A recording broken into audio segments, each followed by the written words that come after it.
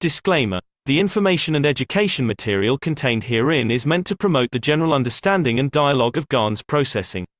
Such information is not meant or intended to serve as a substitute for a healthcare professional's clinical training, experience, or judgment. For patients and individuals, such information is not to be a substitute for professional medical, therapeutic, or healthcare advice or counseling. For medical issues or concerns, including decisions about medications and other treatments, readers, viewers, listeners should always consult their physician or, in serious cases, seek immediate assistance from emergency personnel. Prescription information, procedures, and use of medical devices information should be undertaken only by properly trained and certified medical personnel. We specifically disclaim any warranties, express or implied, including implied warranties of merchantability or fitness for a particular purpose. Such information is provided, as is, and is believed to be accurate at the time of its publishing, but it is the viewer's job to evaluate the accuracy of any information found in this presentation. Every case presented is of their own experience, applied by themselves for themselves, and it applies to their case only. Every person experiencing health problems should seek professional medical advice and consult their course of treatment with a doctor. The processes of plasma balancing described herein are a natural process which supports the body but does not replace medical advice or therapies one is already subject to.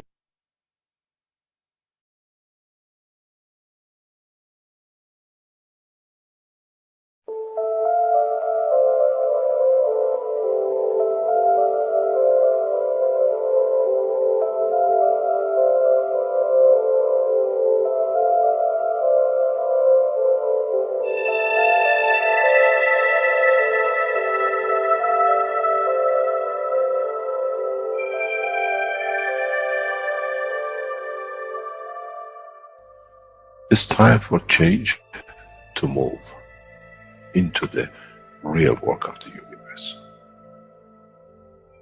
And it's time to understand that we use the matter state to reach the level of understanding of the soul of the man.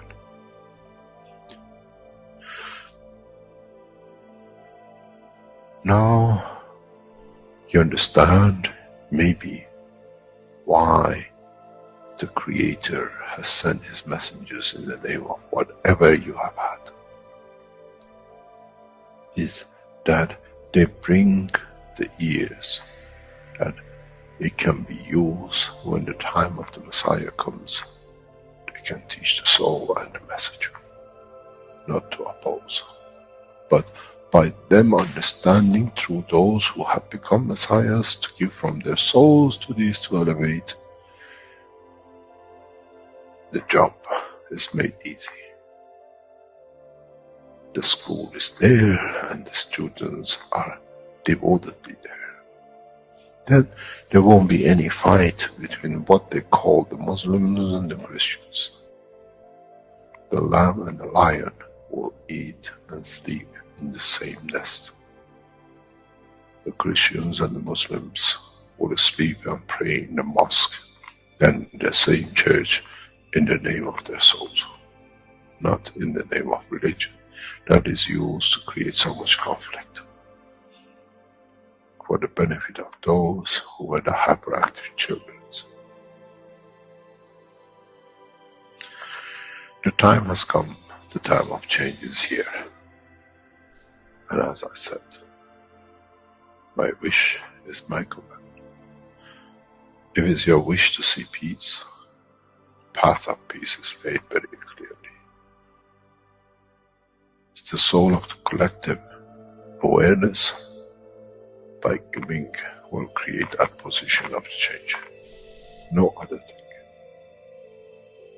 There is no pen in the soul of the man. And I'm sure once you go into the universal community, you will never see anything written but the balance of the fields of the soul of the existence.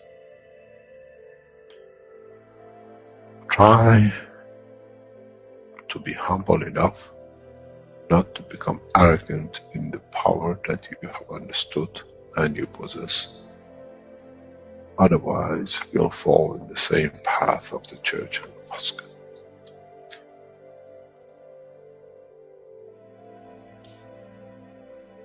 This is what we promised, and this is what we have delivered.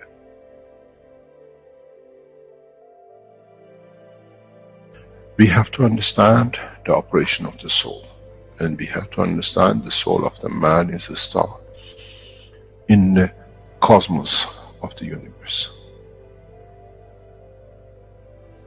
If we compare the soul of the man and many of us, 7 billion in one collection, Earth is like a galaxy with so many stars.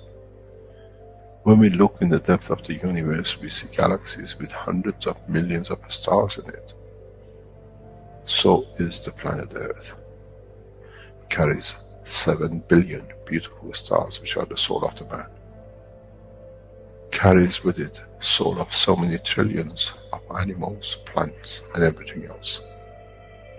So if you look, when someone who does not see the physicality of the earth and its content, what do they see?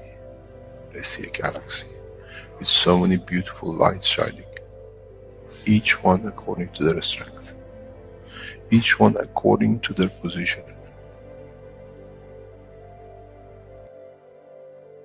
An infant has a beautiful soul, so has the old man.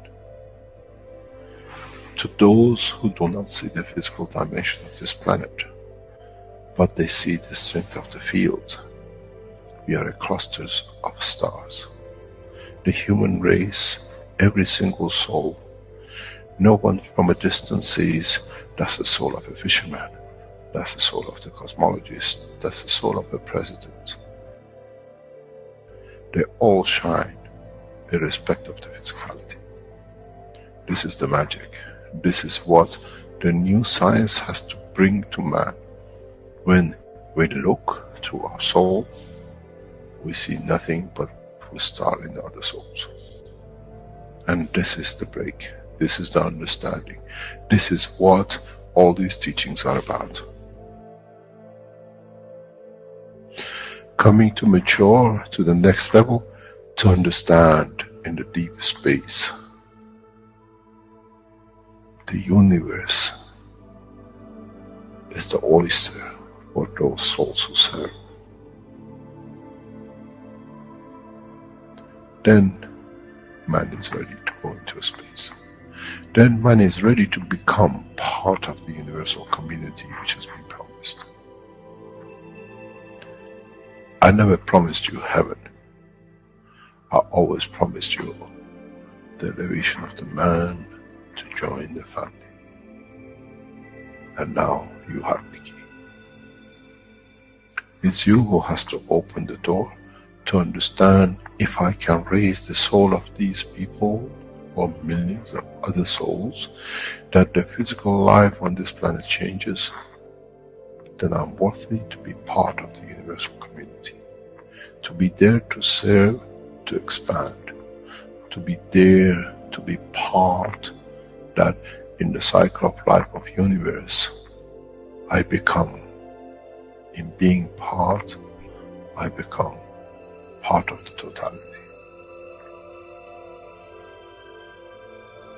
When man reaches that point, a new dimension in the strength of the soul of the man will appear,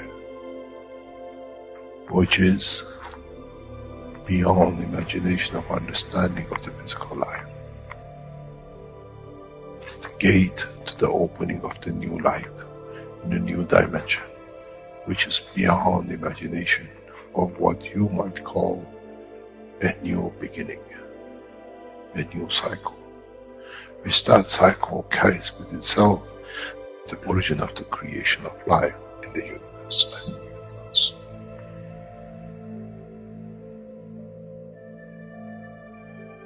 It's the elevation of the soul to serve become the key, not a throne of the physical life.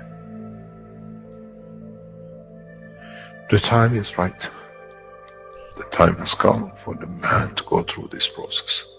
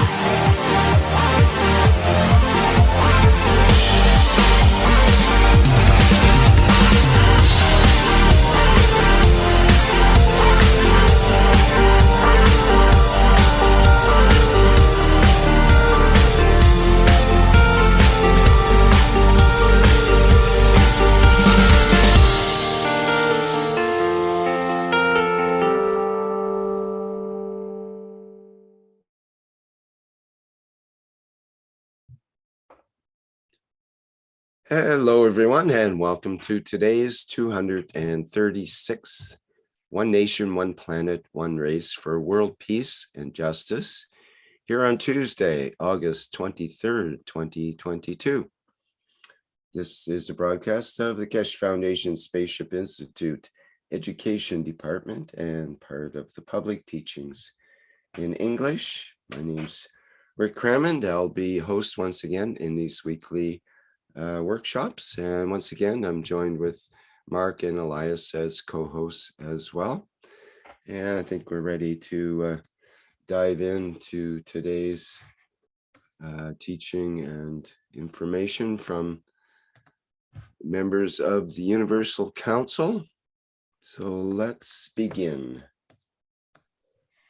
Thank you, my dear Rick. Can you hear me? Yes, Okay. perfectly. Oh, thank you. Well, we will start. Hello, everyone. Salam, namaste, salute, my dear beautiful souls. Welcome, welcome, welcome, suswagatam to the One Planet, One Race, One Nation for Justice and World Peace, to the beautiful energy in the beauty and totality of Keshe Foundation Spaceship Institute, to the beautiful energy of the universal souls, the truth seekers, the knowledge seekers, to the universal councils, and all that is love. Thank you for being here. And here, I want to add some words, my beautiful souls. As we say, the realm of the souls are so peaceful and in love. It is always. Well, I will say that here, the river Ganga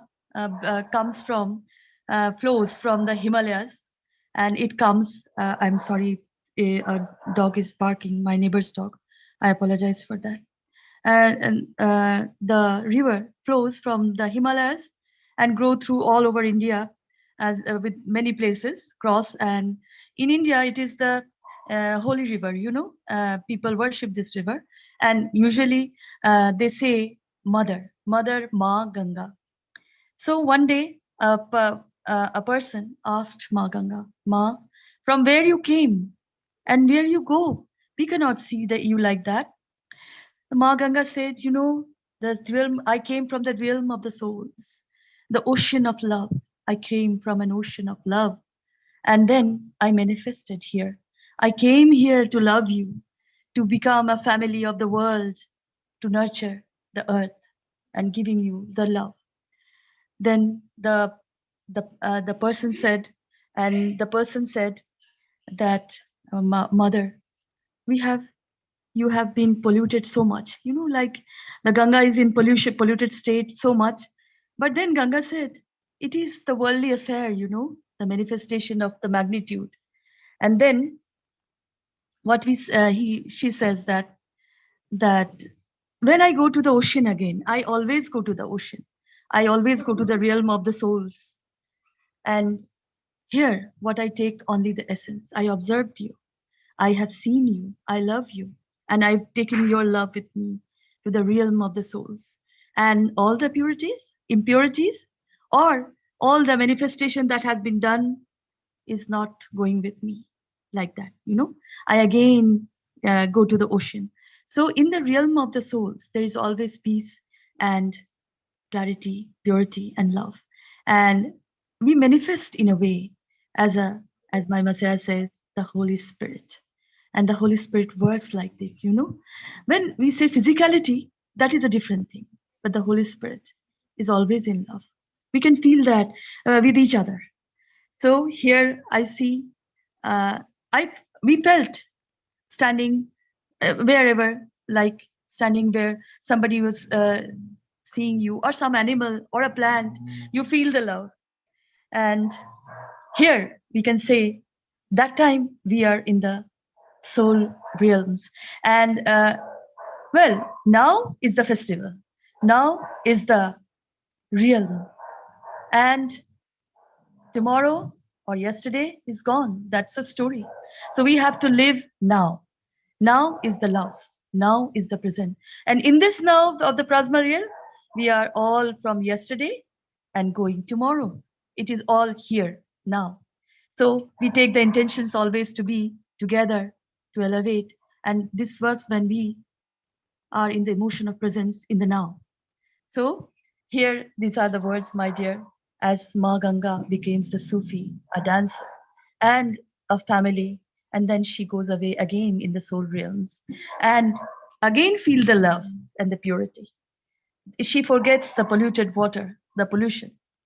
So here, I will say, because she understands the naturality, the natural realm of souls, the love as the Creator has created us all in His image, or the image of Himself or itself.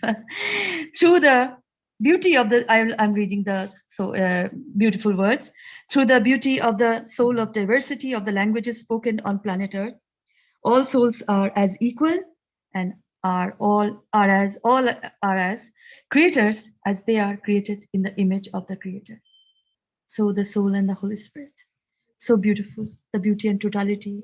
We always like that. We are always like, just we have to understand. So thank you very much, my dear beautiful souls being present here. Rick, can we go to the next slide? I apologize, some sounds. Yeah, here. But my dear Mark, welcome. Yes, I think here, thank you, Shweta. And here we see Mr. Keshe signing a very simple document. I don't know if you have it pulled up, Rick. I'd like to read it. But this is called the World Peace Treaty. And again, there are very few words on this document, but it has a very great meaning. As we heard in the bumper, when you go into space, I'm sure you'll not find anything written but the balance of the fields of the soul of the existence. But because we're so physical and everything has a lot of physicality, we're asking people to actually sign the World Peace Treaty. Again, very few words, but very great meaning. And again, we've heard in the bumper, if it's your wish to see peace, path of peace is made very clearly. It's the soul of the collective awareness by giving will create a position of change. So for any of the private students, Universal Council supporters, Universal Council members to get more involved in the Keshe Foundation, they're asked to sign the World Peace Treaty and to send it to the foundation as their commitment to peace. And of course, a lot of wishes aren't always manifested when you wish it. As we know, the baby wishes for the jumper and eventually the jumper appears. Somehow it communicates to the mother and the mother buys the jumper. So this is a very simple document. This is the exact document that the world leaders will sign, the exact document the world religious leaders will sign. And so I just like to read it. Again, I think man is mostly peaceful, like the solar system, for example, which is very peaceful, although we do have suns in the center, or that the planets rotate around, that aren't always so peaceful and have very violent eruptions and so on. So I'm not sure if the universe is totally peaceful, but it's heading in that direction. And this is where we want to bring the citizens of this planet to create this new man of Mitra, let's say, in a peaceful condition. And that also applies to the animals and the plants and whatever other entities you have on this planet. I know the universe, I don't think, was always peaceful, but today it is. And that's one of the reasons it is because they create everything they need out from their wishes. So they don't have to fight for anything. Everything is manifest from the fields. So if it's your wish to see peace, path of peace is made very clearly. And this is our sort of formal document called the World Peace Treaty. And I know many of the world leaders have seen this. And Again, you don't have to sign it with an actual pen unless you're going to get more involved in the foundation as a student, as a representative of your nation or a president, but you can sign it with the pen of your soul. So I think most people probably have already signed it, and I think the world conditions are pushing it that way as we see some of the conflicts escalating and so on. More and more people are wishing for peace. But I just like to read it. The World Peace Treaty. And again, this is between you and your soul. And we all have a soul. And if you don't know where your soul is located, join the Keshe Foundation and we'll point it out to you. I, as citizens of the earth, from this moment on, accept to lay down all tools of aggression and war. I, shall never think about getting involved or incite war or develop or use any tools of war on this planet or in space. And to this I, all agree and swear with our or my, and you can delete as appropriate. So if you're signing for your nation, you delete everything else except the nation. If you're signing for your territory, you delete everything else except your territory, or your council, or your religion, or your city, or your town, or your body and soul. You can put your name here, you can sign it, you can date it. You can put your position at this point in time, whether you're a potter or a cobbler, or a farmer, what have you, a scientist. And then you can say you're signing on behalf of. Again, are you signing on behalf of your nation, your territory, your council, your religion, your city, your town, or as an individual? So you can also stand in the balance. Again, we've heard that expression where you can actually represent your nation, your territory, your city, your town, your village, the place you live, and so on, or even perhaps a department that you work in a certain facility. And then have it witnessed by the name, the signature, the date, and the position held.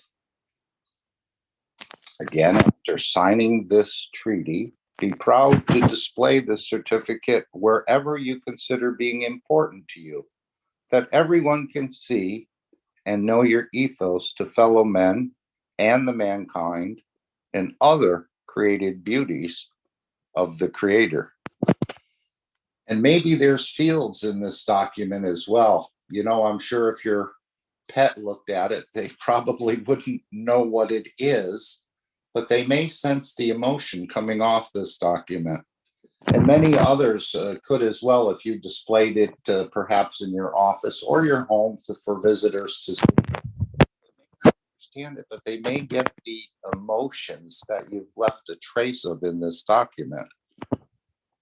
And basically, this is a very simple document, but a very powerful document showing your wish for peace on this planet. And this is one of the things we start off with many times in the Keshe Foundation meetings to get us all on the same page of peace. And that's what we're moving to, even to show the universal community of our commitment to peace and to move away from war and killing on this planet, which doesn't really exist in the universe, at least on a very large extent, as we've seen on this planet. So that is the World Peace Treaty. You can go to the Keshe Foundation. You can download it. I guess it's under education, Rick, or if you were to click on that education. I put the link in the chats. It's Okay. under Keshe.Foundation All right. /about/WPT. It's on Very the front good. page of the Keshe Foundation. So now you all have access. And again, it's this collective awareness. Once we reach a certain level, the peace will manifest itself because the soul's wishes will come into the matter state. But again, it only takes one or two to make it happen as well. But we're going to be upgrading the entire planet, and that is the plan. for us as a race to go into space and represent humanity the best we can. So I thank you for giving me the time to read it and go through it and mention a few other things about it. I was also asked to remind the Universal Council members that this meeting today is one of the public meetings, and to have them come forward a little more and show themselves.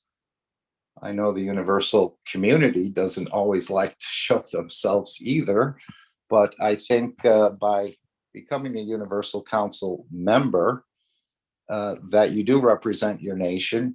And of course, the nation is looking for solutions that can be brought forward to you. So whether it's a lack of time, we hope that you would put some time aside or make a special sacrifice to bring more councils together in their various different meetings or in this public platform, and that collectively we work on the solutions, whether it's from the nation of India or whether it's from the nation of China, South America, the United States, wherever, that we can bring these wishes or needs forward, and through our souls we can find the way to solve them and have their solutions manifest in the matter state. I think this is one of the goals of the Universal Council. And of course, they will have a prominent position within the United Nations. Probably, again, we're not dictating, or the Universal Council, I'm not a Universal Council member, I'm a supporter, but they will be probably advising or accommodating or recommending certain policies within the United Nations as this one planet, one nation, one race for world peace starts to take shape. And of course, the transmutation, we've already transmuted some elements or gravitated certain elements in some of our experiments, but now we're going to actually be transmuting certain things from objects to human beings and so on. And of course, once this is shown by the Keshe Foundation, it will certainly open up a huge level of inquiry and interest within the understanding and science and technology of the foundation. So again, I would ask you, as we see Mr. Keshe here signing the World Peace Treaty, I don't know what conference this is, but he's had many conferences inviting religious and world leaders to gather. They seem to be a little bit standoffish. Of course, probably it's due to a loss of control. But that will get itself worked out at certain points in time. But the peace has been delivered. The technology is being delivered and is here. And we would just ask you to consider a peaceful planet rather than a killing and destructive planet. And this is a way for you to announce to everyone, and especially including your own soul, of your commitment to peace here on this planet and across the universe as we make our way and voyage in the interaction of the magnetic fields. So thank you for listening. Thank you, my dear Mark. So beautifully you said the call for the universal councils, universal souls, as we are all. And of course, the peace treaty. When I signed the peace treaty, I was amazed that this paper, we don't have to register. We don't have to do anything like you have to register, you have to enroll. But this is a paper for me, for my soul. I have signed it, and of course, the commitment of peace. You don't have to sign on a paper. There is no collection of paper. This is for you. And this is the soul who is signing with this soul pen. That is also so much in the love for all that is. And of course, taking responsibility for benefit of humanity as a whole. So this is the way. Thank you, my dear Mark. You have said so beautifully. As the peace treaty should be signed with your soul pen, understanding the need of peace immediately now, as now is the moment. So thank you, Mark. And as we can say, my Messiah Shriman M. Keshe is signing the peace treaty. And when I was signing, I was just amazed that I am signing a peace treaty. I was so angry and but then I understand the peace is understandable, the peace is understandable. You can explain the soul, the peace, the love, everything you can explain. So here we say the science meets the soul in Keshe Foundation, Spaceship Institute. Welcome. Thank you, my dear Rick. Thank you, my dear Mark. We can go to the next slide, dear Rick. Here, there is a 1 minute of silence for the elevation of the soul of the 5+1 peace negotiators, the soul of the IAEA, all souls working for peace in Vienna, the soul of humanity, the souls of the world leaders and the religious leaders of the planet Earth. And I will say, when we say the intentions, that the wish is the intention. That is the beauty of it. Which faith we are coming, if the intention is this, the intention is to elevate, then we can understand that this communication we can do without any blockages. Well, I will say, when this is my personal experience, I will say, before I was in Keshe Foundation, when I suffering and the heart pounds, and every time I come back from traveling somewhere else, at home, I felt sick, I felt like I have a disease. I was lean and weak like that. But then when I understood the realm of the soul and the communication without any device, without any physicality, I understood the charity, the giving we can give like that has been never given. So this is the way we elevate in the wish and the intentions. So now,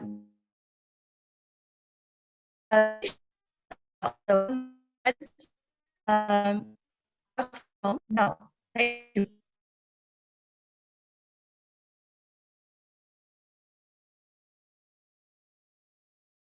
Shweta, we can't hear you right then. Your bandwidth was breaking up. Now you can hear me, Rick? Yes, much better. Hello? Thanks. Oh, yes. Oh, actually, what is happening is there was a blackout for 3 days in here, and I have to be on the 4G internet. The Wi-Fi has gone, so I apologize for that, my dear. And I'm okay now. You can hear me clearly. Yes, it's Hello? fine. Oh, so I was saying that the elevation, the wishes are, if we wish, our intentions are clear in peace and love, that is explainable also. The elevation of all souls takes place as it is taking now. So here we are with the elevations of souls, and the elevation starts from the silence, for the elevation starts from now. Thank you.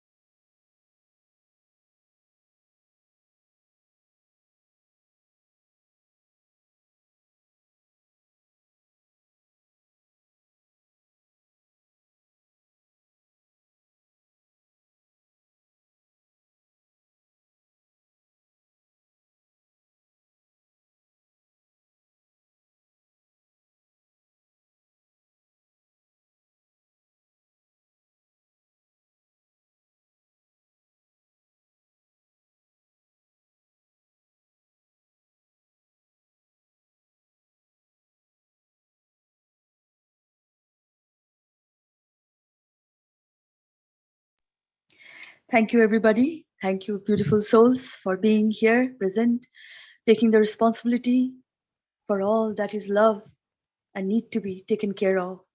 So here, the elevation of souls of 1 minute of silence, my dear. I am present. Thank you. And we can go to the next slide, my dear Rick.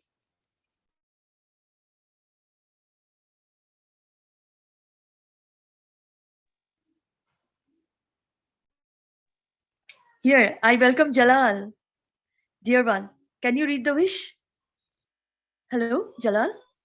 I think he just dropped out about less than a minute ago, Shweta. Oh, Can you read the wish, Mark? This is a beautiful wish. Certainly. Thank you. Thank you. We, the Universal Council, wish from our heart and soul for the manifestation of the universal unified fields of the ethos of the Creator. And again, using the wish, which is an emotion, which is energy, for the manifestation, almost the way we make a gas, where we gravitate a gas into what appears to be a solid in the matter state.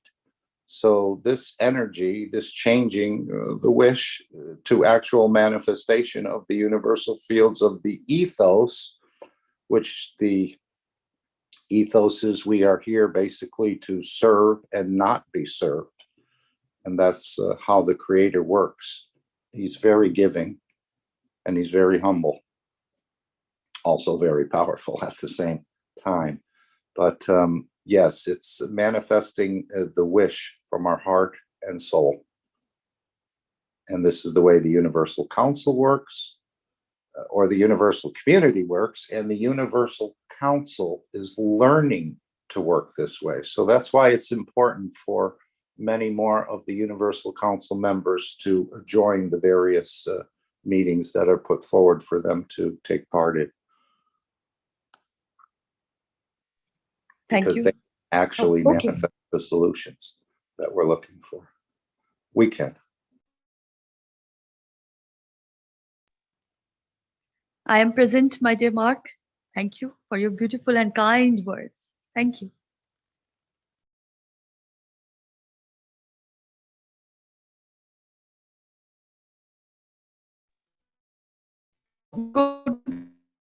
Hello, Rick, can you hear me?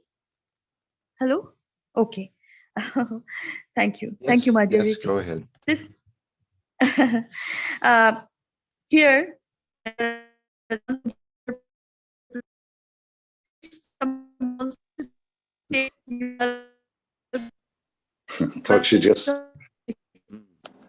Don't you just Sorry. love it, Rick, when you say you can hear and they're clear, and as soon as they start speaking, we can't hear. Yes, what you're breaking up there again. You have to restate your last Okay. sentence. Yeah, can you hear me now? I Yes. apologize. Actually, okay. I'm saying that in this one city, one center, in this oneness of the beautiful cities that are going to appear. Anybody, any beautiful soul wants to add anything? I mean, anybody wants to add anything? Or jump in? Like that. Hello. Yeah. It's Hello, Mehran. It's Mehran, as you see, is Farsi language. Thank you, Mark. I lost the first part. I came a few minutes before. Just one thing that, as UCS, I really feel I belong to all nations.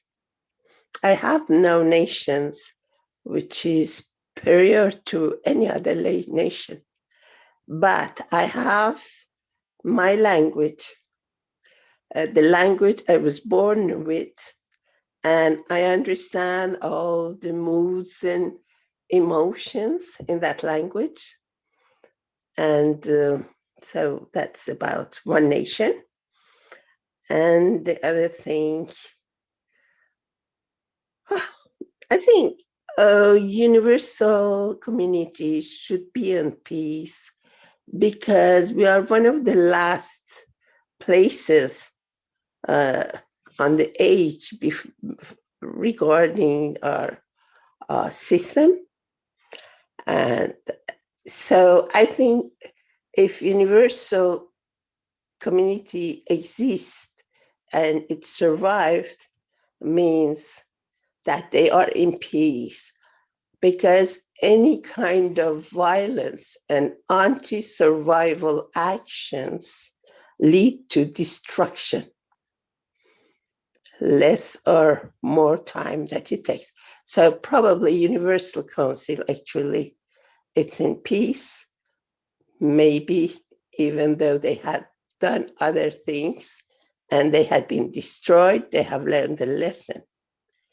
that to survive, we have to find the right path of ethics. So, and I had two wishes, by the way, if I can pronounce them. I don't know if it has been read. Can I add the wishes of UCS? Oh, yes, Mehnas, you are so much welcome. Thank you. We, the Universal Council and Universal Council supporters, give from our soul for feeding all the hungry children and adults with the Keshe technology.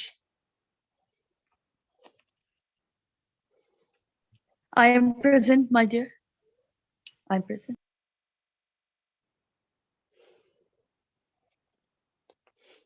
Because it was Jefferson who talked about how can we do something for the hungry people.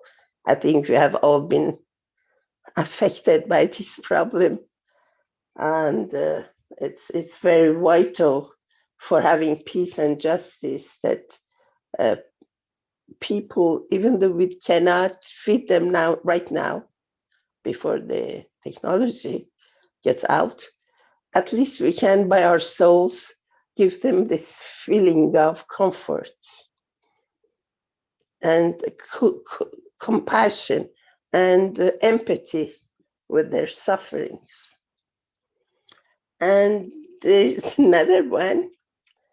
I give from my soul to heal all the illness, psychosomatics, and psychological problems on this planet. My dear.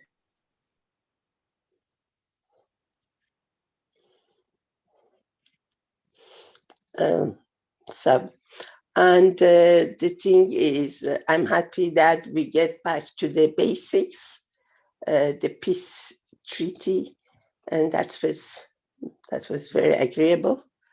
And thank you very much. I pass it to another one.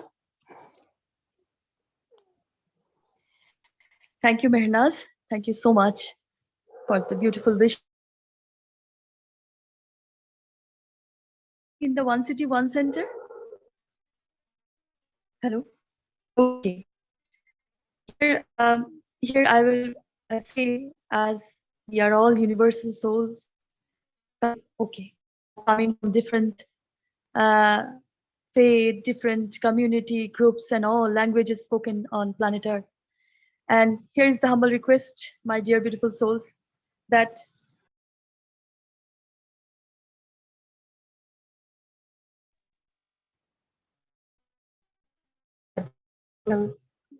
sound I'm going. Sorry, you can't hear you, Sweta. Try again. Now you can hear me? Yes. Right? Mm-hmm. Oh, yes. So, okay. I was just mentioning that there is much sound. There's a sound you are hearing, Rick? About dogs barking? We can hear the dog barking, yes. It's not too bad. Oh, thank you. Because, okay, we have 5 dogs. So, thank you. Thank you for the support. I will say that as it's a humble request, as we are all universal souls, as a universal soul we are, that there's a plan to fundraise for a fundraiser for the universal souls from different community, language community, to go to Linz, to, as we know, we are the enhancer. If we enhance in this way, helping the universal souls all from language communities to go to the flight system, as my Masa Shriman M. Keshe has mentioned, and it will be very beneficial. And I request for a humble request for all the kind hearts, all the givers, and this is time to transform what you have been through and give to understand the beauty and totality, and for the benefit of humanity. This is the time and no more. So here is a humble request from all, as there is a plan for fundraiser for going to LINS, for the Universal Council's members, Universal Council support, and we are all universal souls. Anyone can go and have this experience, give the experience to all, that is. So here I can say that in the one city, one center, if we create this manifestation of what is the magnitude of love and beauty and totality, that depends. As we go to the many have gone and came out, they have no such experience, and they have just blown away, like whatever has, I don't know what has happened. But then some has gone and they have experienced this enhancement in a collective way. So this is the way, from the communities, language communities, as we are all universal souls, can go to the flight system with the help of the fund given by kind hearts and souls. So this is a request from Universal Council members. Thank you so much. Anybody wants to add something? Hello? Anyone wants to add something? Please do.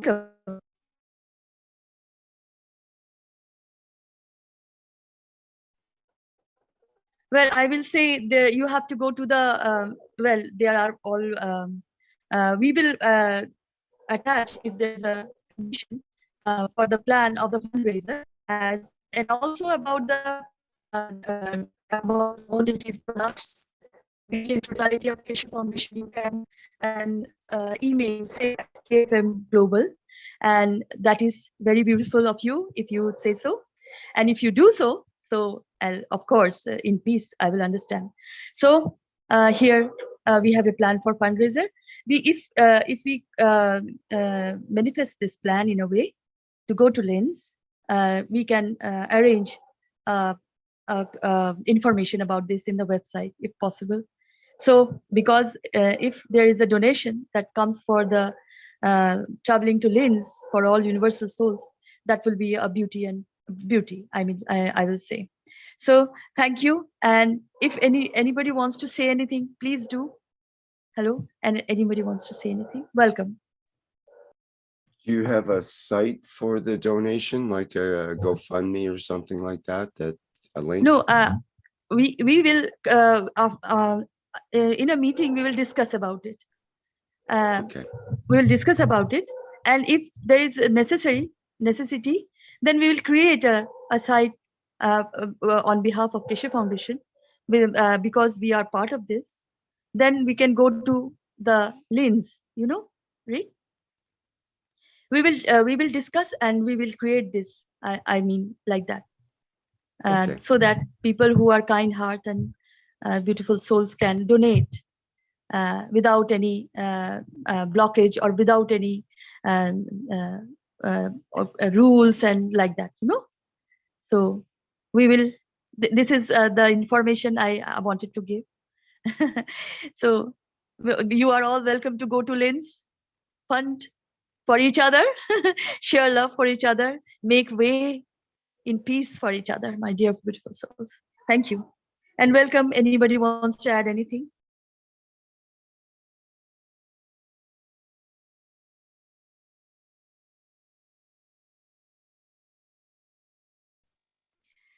Okay, if there is nobody adding anything, I mean, if there is nobody, then we will go to the next slide. Rick, can we go to the next slide?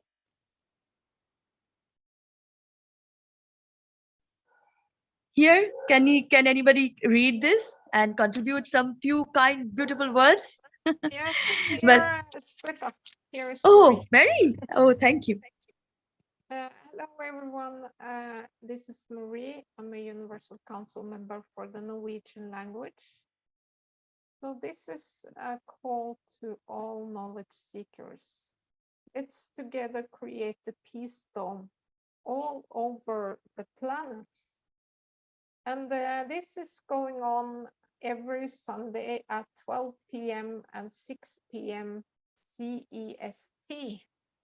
And you can go out and spray your ganses or just shine with your soul and we create this dome by our fields and the fields of the ganses and the fields of our soul. It says, use the plasma water from your cups of life 1 and 2 and make the plasmatic spraying. There is an extension to this dome of peace from Mr. Keshe that he presented for us a long time ago. And he said, we asked you to spread the Gans waters each Sunday. Now we give you a new path. Now try to unite each other's souls. Try to elevate the soul of humanity through your own soul to a level that no one can touch the embodiment of the human race. So that is the extension of going around spraying the waters, which is beautiful, that many people are doing all over the world. But we can also extend our soul and connect and create this dome of fields. And then we have the conditions for the world peace that we need so much on this planet. Yes, so that is the dome of peace, and everyone is able to participate, and everyone is very, very welcome to participate. And if you do it on Sundays, maybe you can feel the feels from everyone else, because all are out in the same kind of mission to create this peace dome. Thank you.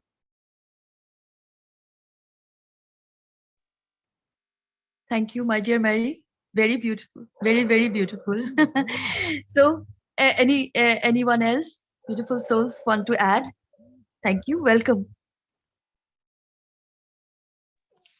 Yes, again, thank you, Mary. I'm glad I heard you. And I remember what Mark said, that we have a soul in our brain. I wanted to add, or kind of maybe change it to another way of looking at it by saying we are a soul that has a body. First, it was created the soul with the approbation, with the agreement of all other souls around. And then the body was created according to the law of creation around this soul, to help this soul elevate, to help this soul grow and be ready for another step. So this soul is very precious. That's why it's needed that we take care of it and we grow it as it is planned. That's the plan. And that we don't ruin this plan, which is growing this small plant to the time when it's mature enough for a much, much real life.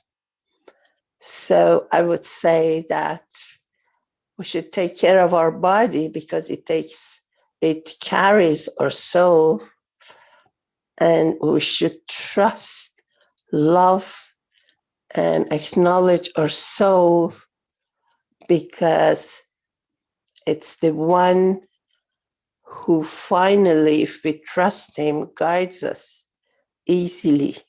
We don't have to worry for things. We don't have to say, wow, I have a problem. How am I going to find a solution?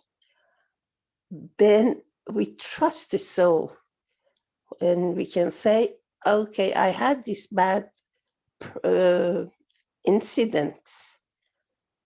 I'm not worried. There is something good for me in it.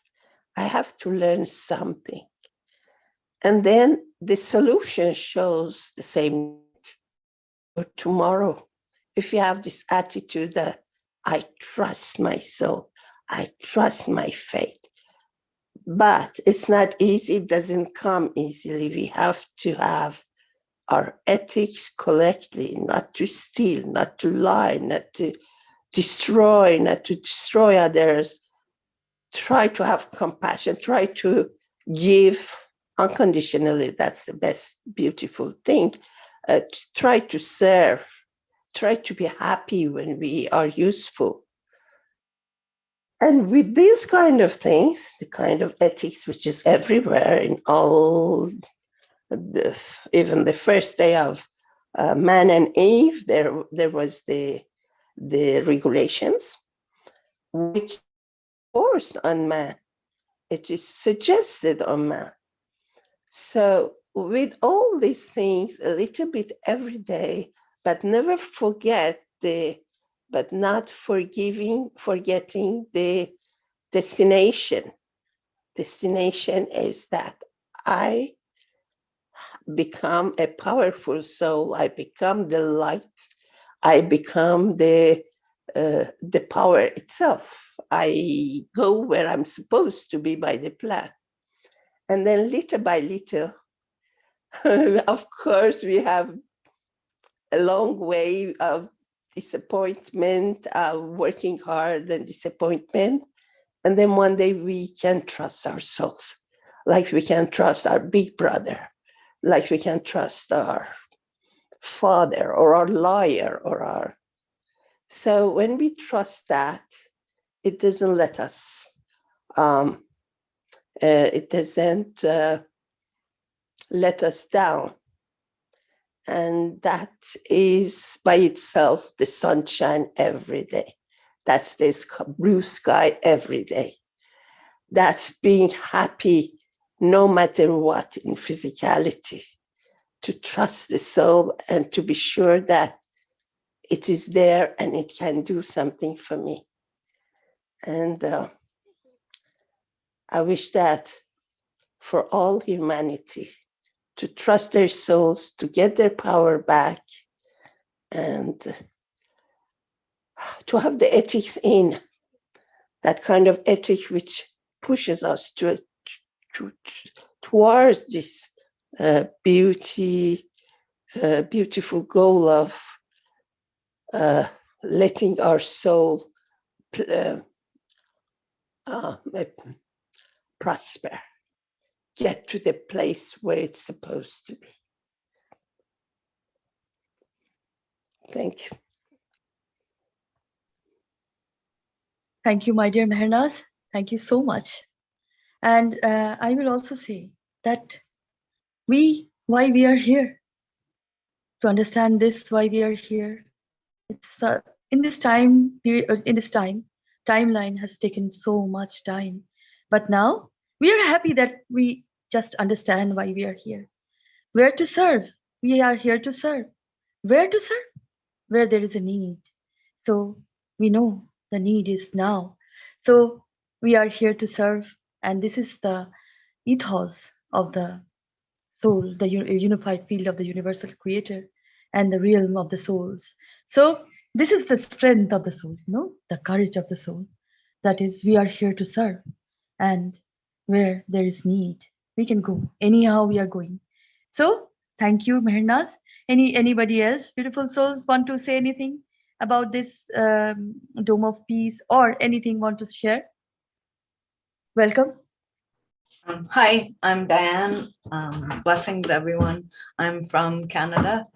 I just wanted to mention again about we're going through this transition, like crossing the bridge.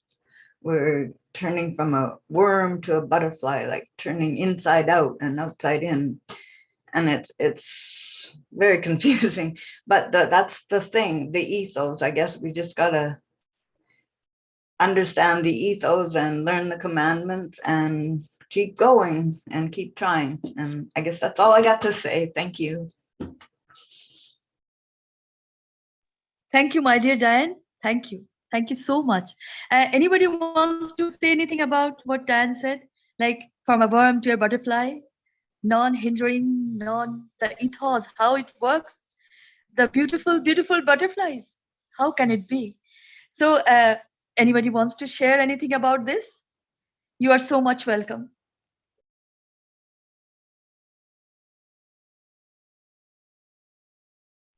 Again, me. Well, I agree with Dayan, the new UC supporter. We are in transition, and emotionally, probably we feel it. And when we understand we're in a position, we try to kind of control it, and and sometimes I personally say, people around me, I need time for myself. I need time of silence, to just put the things in place. Sometimes I hear something in a teaching of Mr. Keshe or something, and it takes me 4 days working on it, before I can really observe that piece of work. But I really like the words, the things as exactly as they are, without changing. So, like, I know this weekend, I had the word of Mr. Keshe, an idea of Mr. Keshe, who said it, and I put 3-4 days just constantly having it in my consciousness. And then when I found it, I was happy, and other things related to that got open. So I agree with your idea of transition. We are still in transition before we become maybe butterfly or maybe something better. Yeah, thank you. Thank you, Mehnaz, for your sharing. And here how we transforming, how we are transmuting. We can understand in a way that so many things, many conditions are now irrelevant to us. Like as a housewife, I just used to do things to please others. Like for the family, and that is and then this became a big barricade for me, like that I have to do this for my son or the daughter or the relative or that, and this was the world around me, circling around me. Then I understood that I have to make a way. I have to make a way to observe many things, not only this family. So for this condition, I have to let go of many things, even the condition of food here, I will say. And let going that is it's a big, huge responsibility you are not taking. But what I want to do, I need to do, I am doing still now. But then I am a universal soul. I am who I am. And then I understood that how I have to understand that this condition I don't need anymore. And this is the process of transmutation we experience it lively, all the life we didn't live. It is not living. I just understood that was not living. It was so selfish. And as we know this knowledge, as we know the ethos of the universal creator, of the universal unified field, we understand to let go many things, many things. I used to love different clothes, saris, and some, but then I never wanted that. I understood. I never wanted that. That is a realm that I was following, who you are saying. So, and now we understand we don't need this condition anymore. We only need the Holy Spirit. The Holy Spirit, the one that doesn't. And in this transmutation period, we have to, as in earlier, we know that only death can do us apart. But it is now more than anything. We have to live. We have to live with the physicality in a way to go with all physicalities, and there will be no death anymore. In a way, we have to understand that we need what we need. That is all. And this is so true that what we need love. We need this courage that somebody says, oh, really, you are doing so good. This is so good. We need that. And we have been here. We have experienced this in Keshe Foundation, knowledge seekers, as we are all becoming in the universal knowledge. So I will say, let going things, let going conditions, let going the Maya, I will say, the illusion, what we see in a way, observe, it's becoming more easy, and transmutation is becoming more easy. And as a butterfly, as Mehran says, the butterfly, Dan says, we are becoming a butterfly. All the ethos will be showing as our Holy Spirit, and we will go in this way. Go and carry out for others in this way. So thank you for your sharing. And Rick, can we go to the next slide? If there is no sharing, if somebody wants to share, you are welcome. So this is Mehran, the butterfly we are becoming. So from the burn, of course, then we are becoming this beautiful, beautiful butterflies. Paint your own colors. That is the way. Thank you, Claudia, my dear. Thank you. We all feel the same. Paint your colors. Paint your ways. Paint your circles. Paint your dots. Paint your lines like that. Rick, can we show the clip from Plasma School Library? Thank you, my dear Lisa. Thank you so much. Lisa is Earth Council, beautiful soul, and always do the hard work and post these beautiful beauties. Thank you, my dear Lisa. Thank you so much.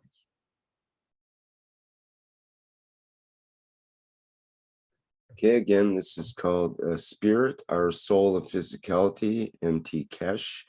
Came out August 19th, and it's from the Plasma School Library, Australia.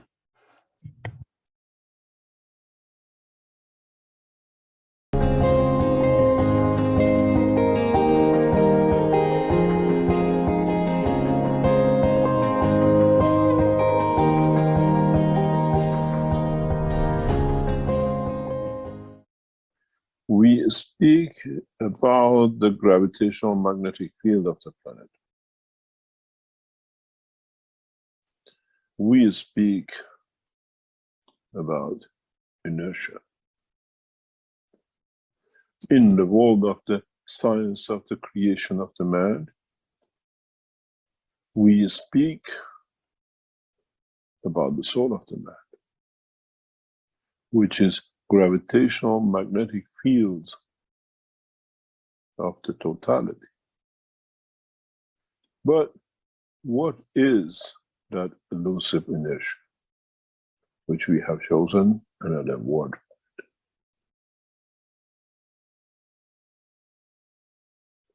We call inertia as the interaction of the matter-state field strength. We call inertia in the body of the man the spirit,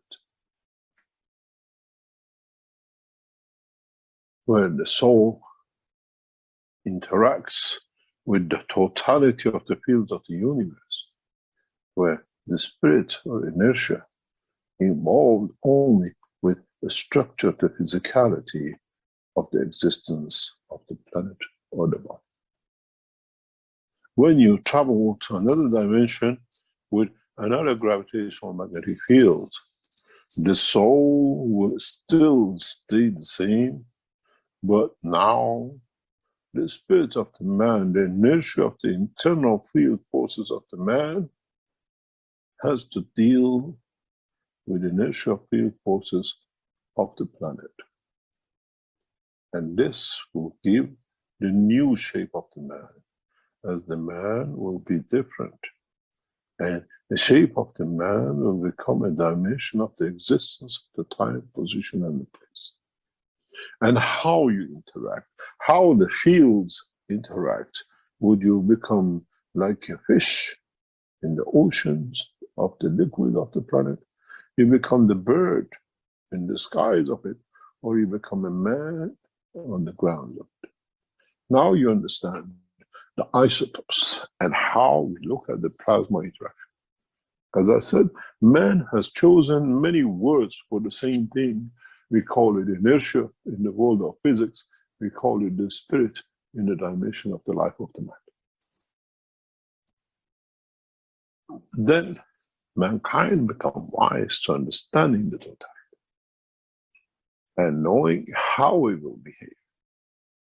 Different inertias have created gold, oxygen, and the rest.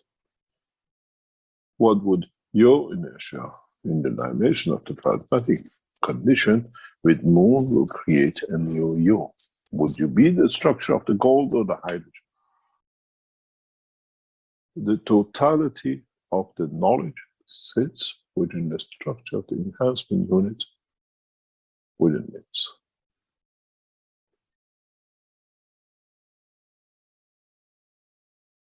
From everything which a man is made of, we have created a field.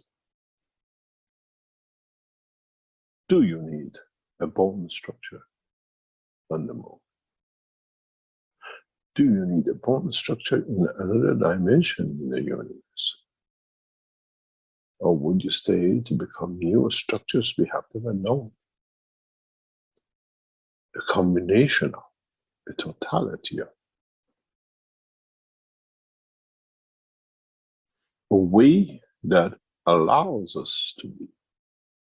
In the dimension of the physical man, we are just as it is, bones stuck to each other to create what we call the shape of the man.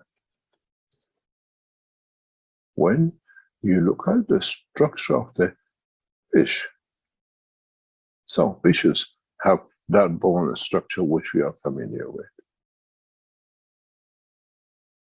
Have you looked at the structure of the bone of the blowfish? Isn't it made of connection of the star parts? As it blows itself up, the structure and position become loose and connected. So man will change in that dimension and direction. If they feel the strength of our soul of physicality in a condition of another planet cannot support structure, will become the same as the worm. But would us as a structure dig into the ground of the planet, or shall we be a flying worm? The interaction of the fields of this flying worm, would it create a light with the environment of the planet? What many of us have seen as a cigarette light shape floating. Would the structure of us will not support a skeleton and become the ball of lights many of us have seen with intelligence, knowing very close. Now, we have now even brought you to understand what you see as a cigarette lights in the sky or the ball flying around is a being with the intelligence knowing where he's going. He's going fast to another place. He has seen the Niagara Falls. He wants to go see the pyramids of Egypt. This is his aura, his interaction of the soul of physicality and the soul of the man with interaction with the fields of the gases of this. Then you understand there's life beneath us, within the different life structures and layers of this planetary system. There are cavities within the structure of every planet that does not contain anything but fields, and new life in these fields has been created. And life lives by what is available to it in the time, place, and position. As I said many times, there is even life within the center of the sun. It cannot be any different, because if the fields in different strengths lead to the creation of the man, the fields in a higher order interaction has to create a condition of life. It has to create condition of the maturity of understanding of the time, place, and position. As I said, you gradually open your eyes to the truth that when you land on the moon, the flying light does not become a profit to you if it shows you something. You just take it as another sign of the creation, another beauty of the Creator. I'm made man in the image of myself. But the beauty of it is that I have many images as I interact in different fields, in different strengths. I'm made life in the image of myself. And not only that, life exists in every dimension of the universe. It's the interaction of the spirit of the man or creature with its environment, which decides the shape of the being and not the essence of the intelligence of the being. I made the universe, the image of myself, as a light, as a soul, as a sun. And the physicality comes from the interaction of the sun with its environment to manifest itself as planets and the moons, or as a man and the creatures on the planet. The system built in this gives you the opportunity to show the beauty of your soul to yourself and nobody else, and to teach you how to reach it.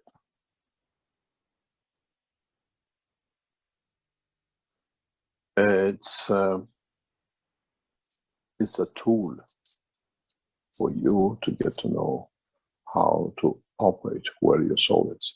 We don't do anything else. The flight, we call it a flight system, but if in fact, in reality, is an expansion system of the soul. In a way, it's a key to unlock the soul of the man from the prison of the physicality of the man. When we go back to a lot of teachings, when we talk about from the beginning that the soul of the man, what we call the spirit, or you call the soul of physicality, has imprisoned the soul of the man. And if you learn the other parts of the teaching, where, like a tokamak in a plasma condition, you cannot hold the plasma unless you have another plasma which can contain. So your spirit has created a net around your soul by field energy, nothing else. Could you just explain what you refer to as spirit? Soul of physicality. Thank you. In a cultural, religious, you call it the spirit. Holy Spirit. The Holy Spirit is your soul of physicality. In the work of the enhancement unit, when we put you in it, we, in a way, dilute this. That allows the soul of the man to expand beyond. But still, this has a limitation to what it expands to and where it gets in contact. If you have a balloon and then you force this balloon, you fill it with air, and then you force it, you put pressure on it. What does it do? You see a little bubbles. sticking out, because now the field pressure creates this. In the world of plasma technology, we don't put the pressure on it. We dilute the strength of the field of the spirit, the soul of physicality, and then the soul decides to go, brother, mother, another position in the galaxy. There's no difference. We don't let this to blow up and the balloon to explode. We allow, we reduce that this becomes the new shape. Now the spirit or the soul of physicality is diluted inside.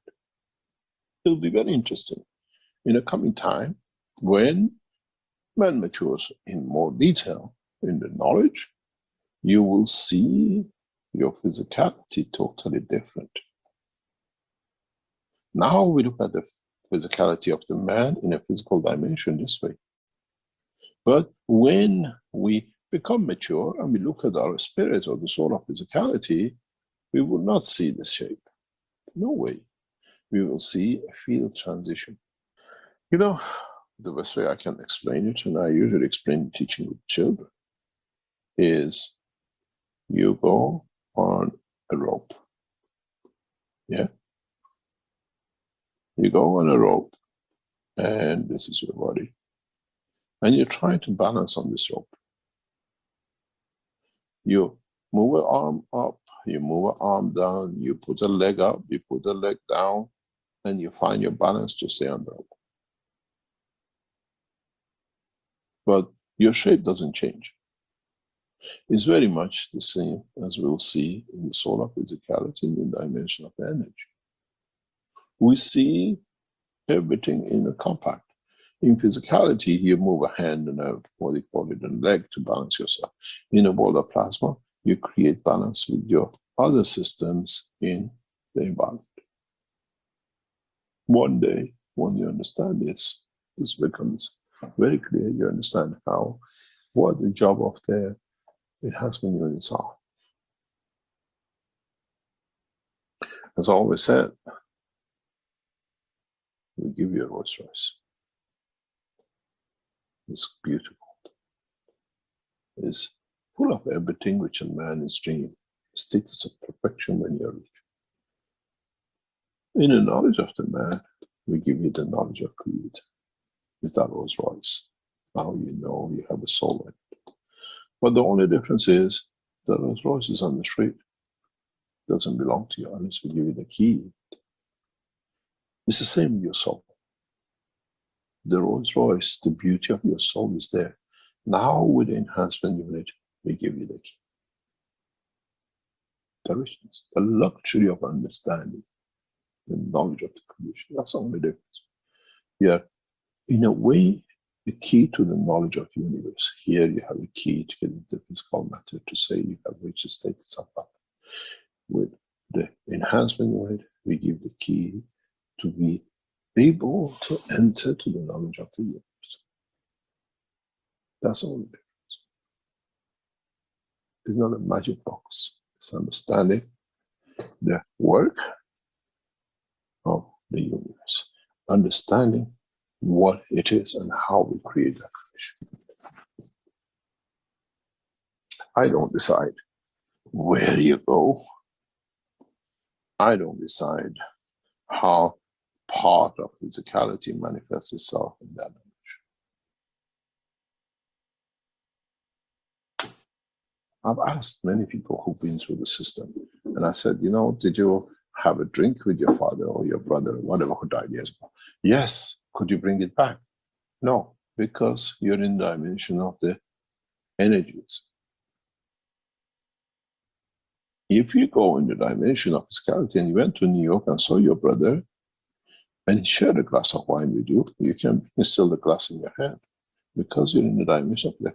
But in the dimension of when your grandfather died and you met, in the dimension of soul, there's no physicality because he has lost, he has exchanged the maturity of the soul of physicality. The spirit is gone. There's a difference when we travel you with the system. The spirit and the soul are together. When you die, you leave the spirit of the totality behind. That's why you cannot come back to create it, because the what I call the composition of the physicality to become another part of other creatures does not allow it to come back. Because if you're going to bring all the pieces of the spirit of the man into creation, to come back to the future, as you call it, you'll be a piece of worm, and then God knows the lizard and the fly and everything else. The spirit of whatever they ate and whatever children that was created from them during the time of your death on this day. So it's impossible. But in the dimension of the soul, you don't have the spirit with you. You have the soul, the energy of the soul. And that's why I said, man, if man knew what happens to him after that, he has no dimension of physicality. And when the soul takes position in another dimension in the universe, then in that position, if he decides, if the conditions create an interaction with the fields of the inertia of the environment, then he will create his own physicality through the inertia, what we call the new spirit will be created. Because he has to slow down, and let it slow down. It changes the same with the soul of the creator. When it comes down, it reduces, becomes the man. But in essence, the fields of his creation.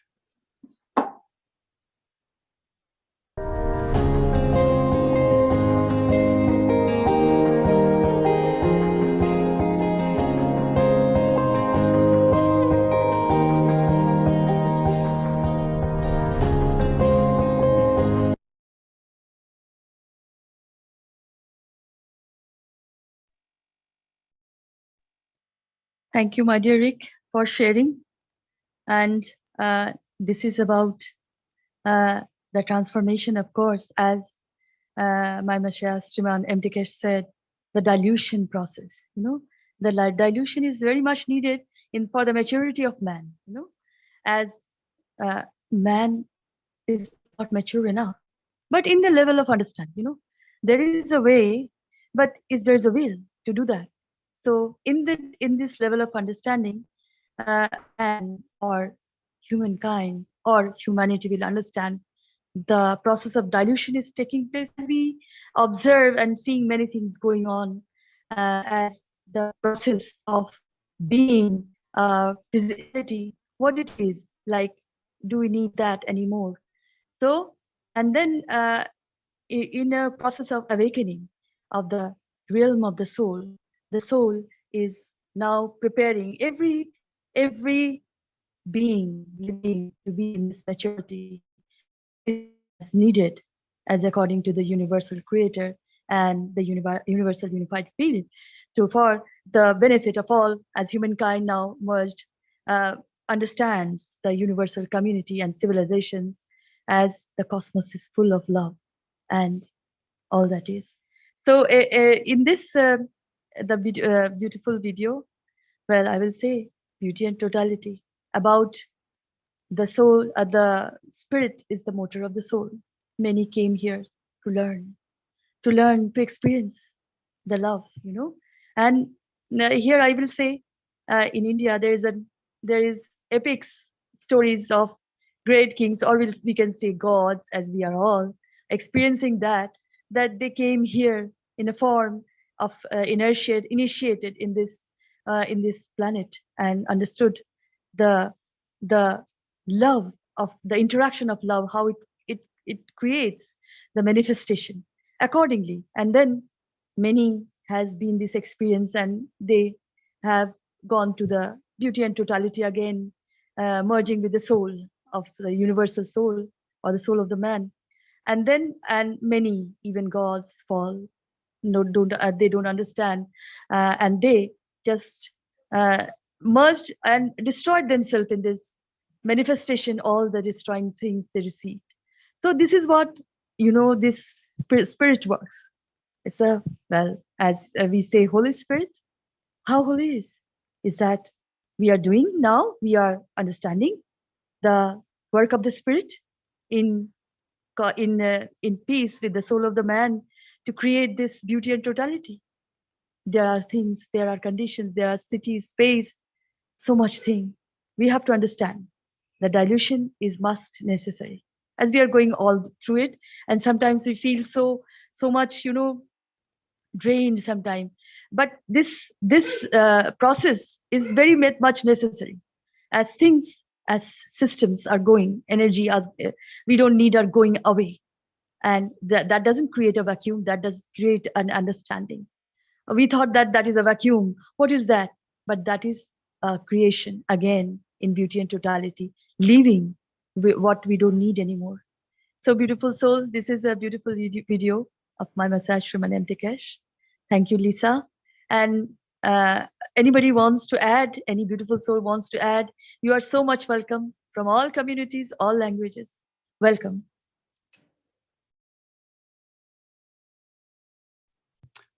Diane had a question in the chat. I'm not sure if she got it clarified during the video or not. Her understanding was the spirit is between the soul of man and the soul of physicality, or that was her question. Did you get that clarified, Diane? Yes, Diane? Yeah, I was just, Yeah. I don't like talking. I get confusing, but I see it as, I guess, when we come from the soul of man and we manifest as the soul of physicality, then our spirit in between is created. Is that right? Soul of physicality is the spirit, the same thing. They're identical. What's that fuzziness in between? There is soul of man, soul of physicality, and then physicality. Soul of physicality is the spirit. Okay, there's the physicality, and then there's the soul, and then there's soul of physicality. Yes, soul of man, soul of physicality, and physicality. The interaction of the soul of man with the soul of the planet creates the physicality, and there are the two intermediate states. The one is the soul of physicality, the other one is the inertia. They're the same thing. Inertia is the field of the planet.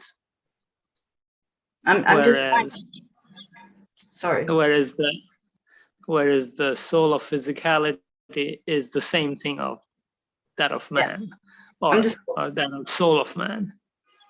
Sorry, I'm just going by the books, and he has the fuzzy thing between the big universe and the little universe, and there's a fuzzy thing, and like X marks the spot, like the X in between the interaction between the two. So when we turn into physicality, the spirit formed because of the interaction between the two, and then when we die, the spirit goes away when the physicality goes back into the soul, or wherever the physicality stuff goes. Something like that. Spirit is specific to the planet. It's an interaction of the fields with the fields of the specific gravitational magnetic environment. Can be a planet, can be parts of space elsewhere. So whereas soul of man does not belong to the planet. It's the universal aspect of us. And the spirit is not. It's a specific to this gravitational magnetic field environment we call planet Earth. So the spirit is formed when our physicality is formed, and then the spirit goes away. Yes, this is the field of this physicality. Field is the material manifestation. Spirit are the fields. Okay, that's awesome. That explains it. Thank you, and I'm sorry for any confusion. Thank you. Hello. If I can add to Moshwer, as far as I understand, the emotion is what's between soul of the man and the soul of physicality. Emotion is transferred through the blood circulation. Blood passes by the heart, passes by the brain, and all the emotions through this circulation of blood and maybe electricity of the body, but mostly blood, the emotions are the bridge between the brain and soul of physicality, the part which is the magnetic gravitation of the earth in our environment, in our body. And the problem is sometimes the emotion, the orders from the soul in the brain are becoming, are shifted, are becoming different when they get to the heart. Means like you say, I have to study for my examination. And then when it wants to come down, it turns to, well, I can go to a party and then study later. So, and then we do the second one. That's the problem. Because soul has good instructions, but the emotion is our problem.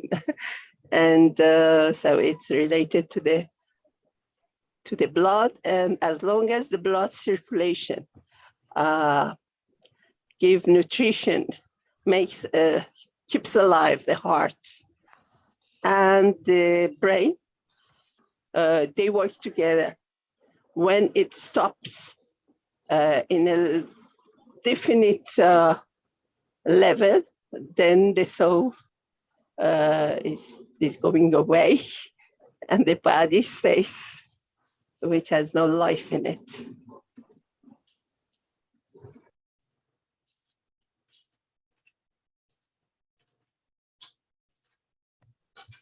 Okay, we've had a couple of hands up here, or at least one now. Dean, you had a hand up.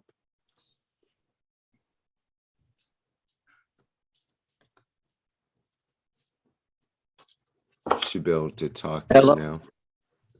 Can I be heard? Yes, yes. Hi, Dean. Hello, peace to everybody.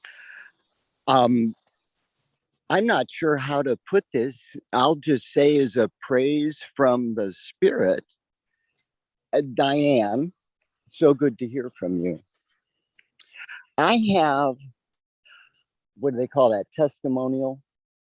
In the primordial ooze that I am, that is being expressed here upon the earth. I have been tapping into the knowledge as a knowledge seeker. And I have been almost killed in accidents and totally destroyed in body. But when I look at myself now at 66, according to my strength, I'm 30. According to my body, I'm 45. And I've had white hair for over 3 decades. And my hair is turning a color that it was that I never knew. And I speak to myself as I walk and exercise and experiment.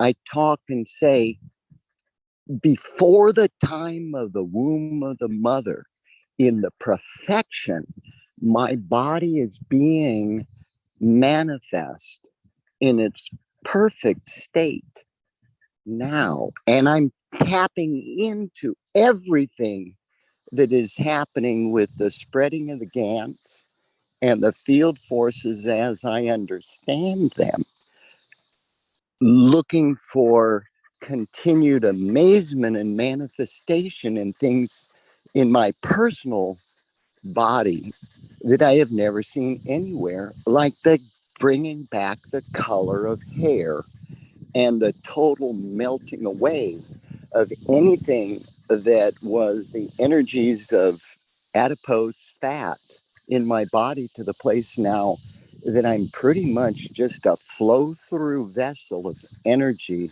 and word. And with that, I don't understand a lot, but good Lord, as a knowledge seeker, I'm going to keep my curiosity open, and I'm going to continue allowing the Creator to unfold in my physical body the things that I've never seen before, with permission and awe. And with that, thank you all for the peace and the peace treaty. Thank you, Dean. It's nice to hear from you too.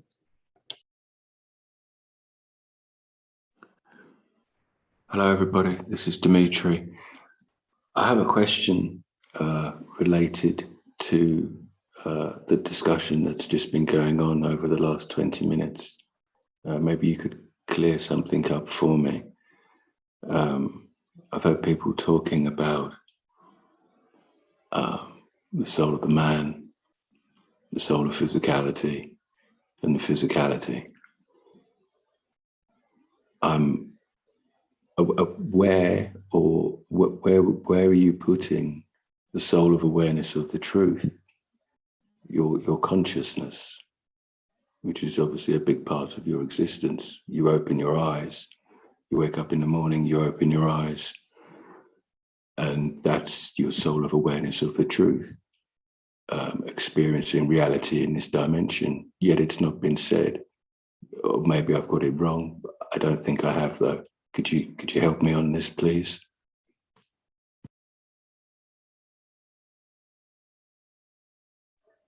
Maybe I can add something here. The soul of man, which is part of the universal field, that's the closest to the reality that we have within us. So what you call consciousness is awareness.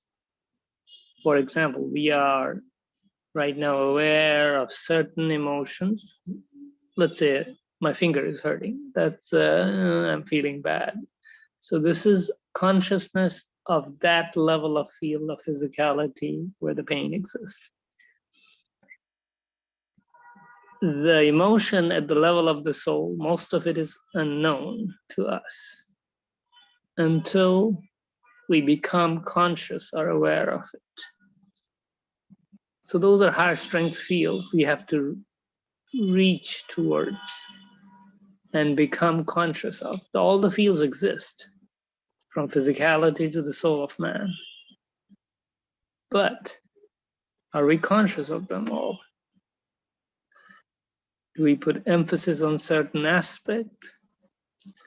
Something that we are conditioned to believe in our social environment, which may not correspond to the reality of the soul.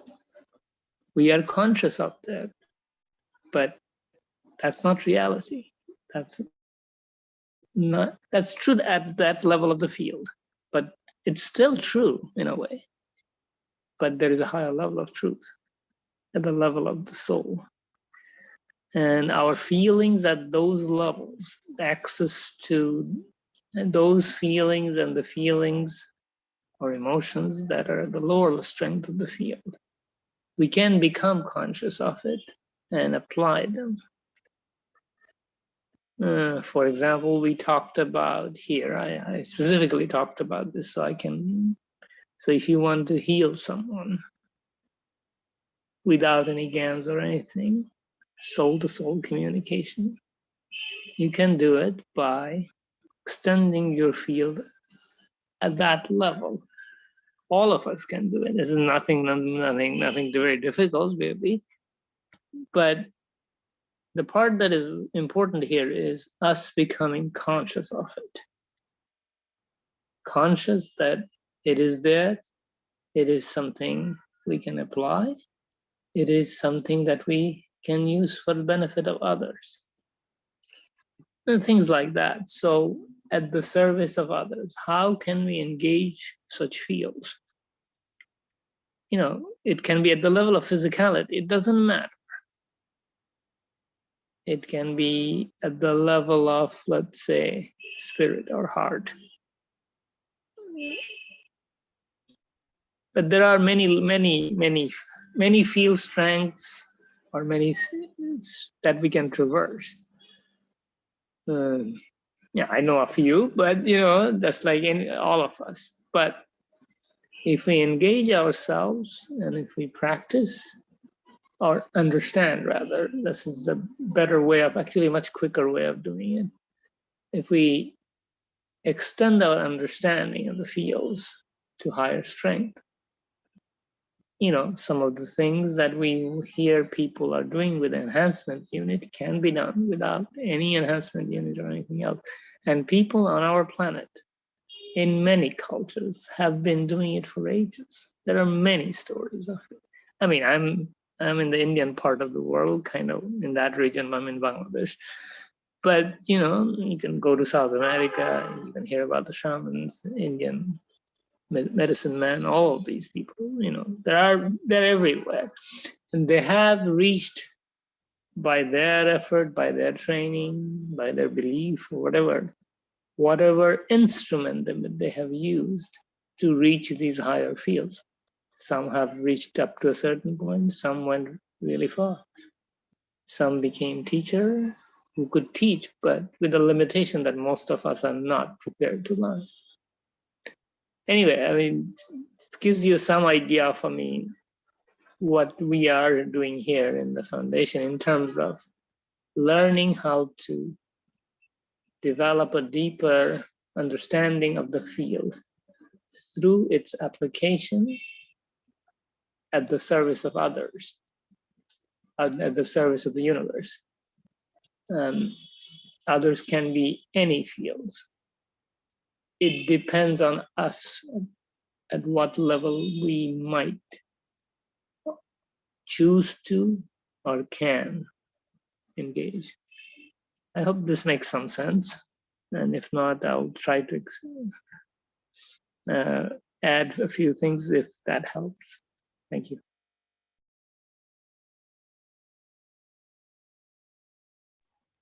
Thank you, Mashrak. It's very interesting what you said. I took it all on board, but there's something. I'm only going on personal experience here, and I know for certain that some time ago, Mr. Keshe very clearly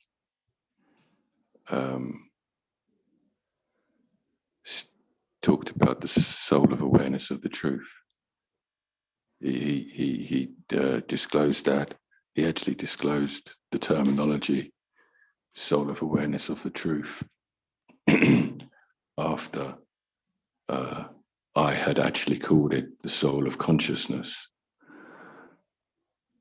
which is not the soul of physicality, I believe. This is something I'm going to have to, it's a question that's going to have to come up in the Thursday teaching this Thursday. I say this on the basis of going into space.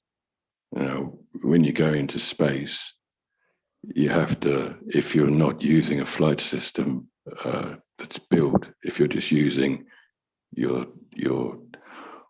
what you've got within your magnetosphere, you have to dilute your soul of physicality. By doing that, and also by implementing conduct, service, whichever way you wish to comprehend it, you feed the soul of the man, you reverse the jacket, the soul of the man is now taking care of the totality within the magnetosphere, and you can go into space. When you go into space, there's more than one soul in that primitive spaceship, which is a full, perfect sphere. You have your soul of the man. That is the manifestation of the spaceship, the full sphere, just as that sphere is the reversed jacket when you're in this dimension on blue planet Earth. It's taking care of you. Well, it's also taking care of you when you go into space. But when you're in space, you are there. That person that's awake when you wake up in the morning, you're there, and you will literally have a conversation through field strength. It's emotion, but as we know, when humanity has elevated itself and we can talk to each other through the soul, it's emotion. Yeah, so there's no actual words, but that field strength comes to you and you hear the words in your language, in your head. That's the same as in space. Your soul of the man, the primitive spaceship, the full sphere, it will say something to you. And you'll hear it in your natural dialect, your language. And then, whatever it is, for instance, off the top of my head, my soul of the man said, we need to go this way. And then we started moving. Yeah. So there's two of us up there. So there has to, we've spoken, the whole conversation is revolving around these three things being soul of the man, the soul of physicality, and the physicality. But there is another one, and that's what I called consciousness, but Mr. Keshe named it as the soul of awareness of the truth. Here's another interesting thing I remember. People that spend their lives being honest, telling the truth, their Adam's apple is much, much higher in their neck, right? And the Adam's apple around that area, that is where the soul of awareness of the truth is. Because people that have spent their lifetime telling lies, cheating people, their Adam's apple is much, much lower. Now, in the past, Mr. Keshe referred to the soul of physicality being in the heart, but I believe that's changed now. And the soul of physicality is all encompassing. But the point being, the Adam's apple over a lifetime will either gravitate up towards the soul of the man with good conduct and truth of word. As long as you're telling the truth, your Adam's apple will be much higher up in your neck. But if you spend your lifetime lying to people, your Adam's apple is much, much lower in your neck. It's a question I'm going to have to bring up on Thursday. It's very interesting listening to the conversation between the four of you about this, but I just felt there was something missing, and that something that was missing, I believe from what I can remember, that something that was missing was, for me, what was listening to you lot. Yeah, my soul of awareness of the truth was listening, because that's my consciousness.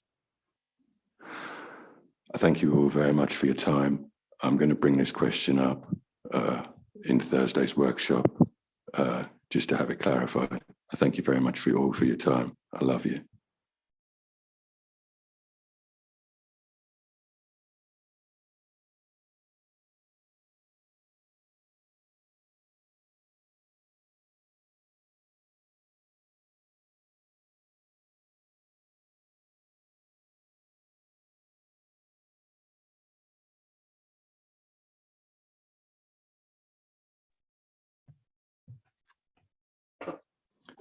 Does nobody else have any recollection of Mr. Keshe mentioning the soul of awareness of the truth?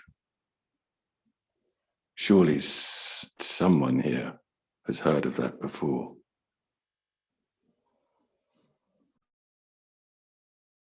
Well, from my understanding, the soul is like the guiding instructions. That's all I got.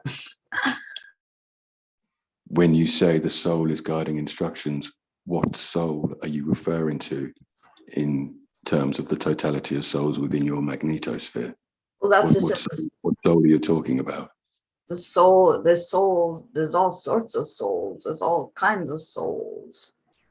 So it's like the instructing point. That's the best I can say right now. So this soul you're referring to is giving you instructions and you implement them. Am I understanding that correctly? Have I got that right? Well, I guess it's the soul of whatever instructions coming from whatever part. And I get just as confused as you, so it's okay. So these instructions, if your instructions are beautiful, in line with the manifestation that is inevitable, service, then those instructions are coming from the soul of the man, without question. But if your instructions are, I'm going to go and do harm to some other person, another animal, another plant, out of nothing more than, having fun, those instructions are coming from the soul of physicality. Now, if you've got instructions coming from the soul of the man, which are benevolent, beautiful, the future of this planet, or you've got instructions coming from the soul of physicality, which are going to be in the past, in the very, very near future, where are those instructions going to? Yeah. I guess that's where they're coming from either one or the other, but they're going to the same place, whether they're coming from the soul of the man or whether they're coming from the soul of physicality. Those are instructions and they're going somewhere. My point being, I'm quite sure until Thursday's workshop this week, until I get it clarified, those instructions are going to the soul of awareness of the truth. And depending on how you take those instructions, as I said, if the majority of the instructions that you implement are coming from the soul of the man, your Adam's apple is much, much higher in your neck. Take a look at people when you go out in the street. Stare at people. Don't get caught, but stare at people. Have a look at their Adam's apples. See how high or how low they are. You can gauge a person. As soon as I found out about the manifestation of the physicality and how you can see people that are beautiful givers based on their Adam's apple, I didn't stop staring at people. And unfortunately, I've met a lot of nasty, nasty people in my life. And all these people that I've met, guaranteed, I saw it with my own eyes. Their Adam's apples were much, much, much lower. Some of them, their Adam's apples were close to their clavicle. All right. You can see it in the physicality. The same.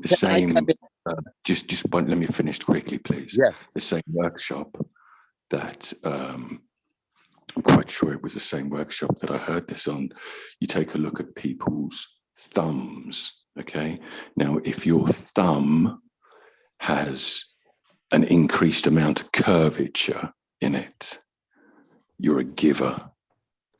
But if you've got a much more of a straighter thumb, you're not so much of a giver.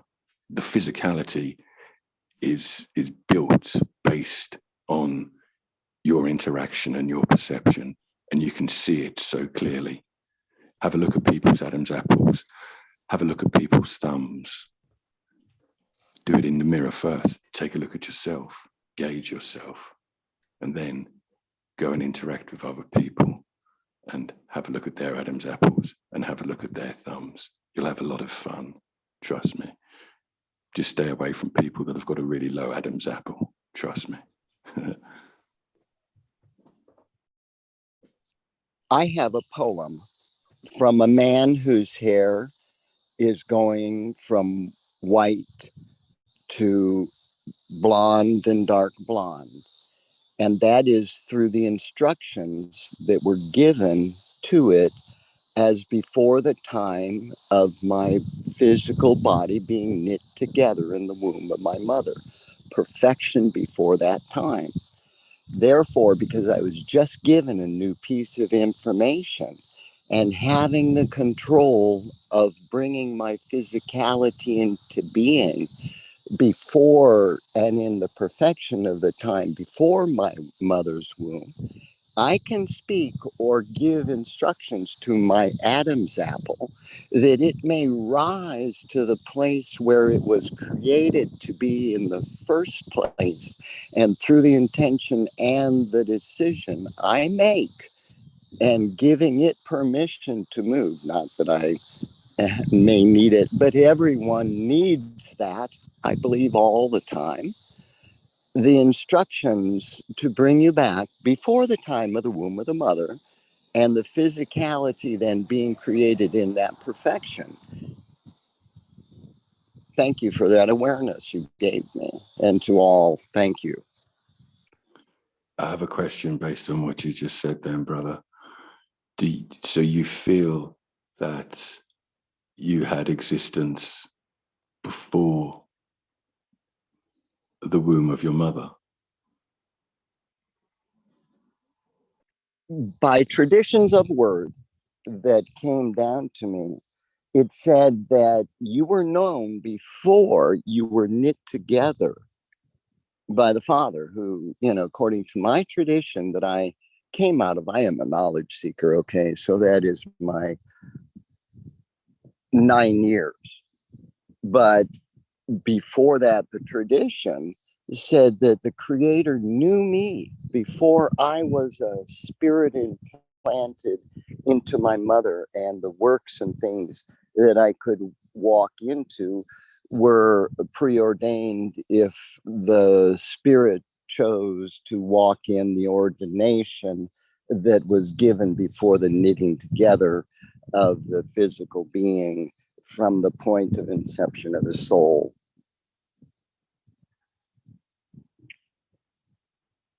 And the soul being that which is, from Keshe's teaching, what brings together the mirror image left and right of physicality of man as a star being.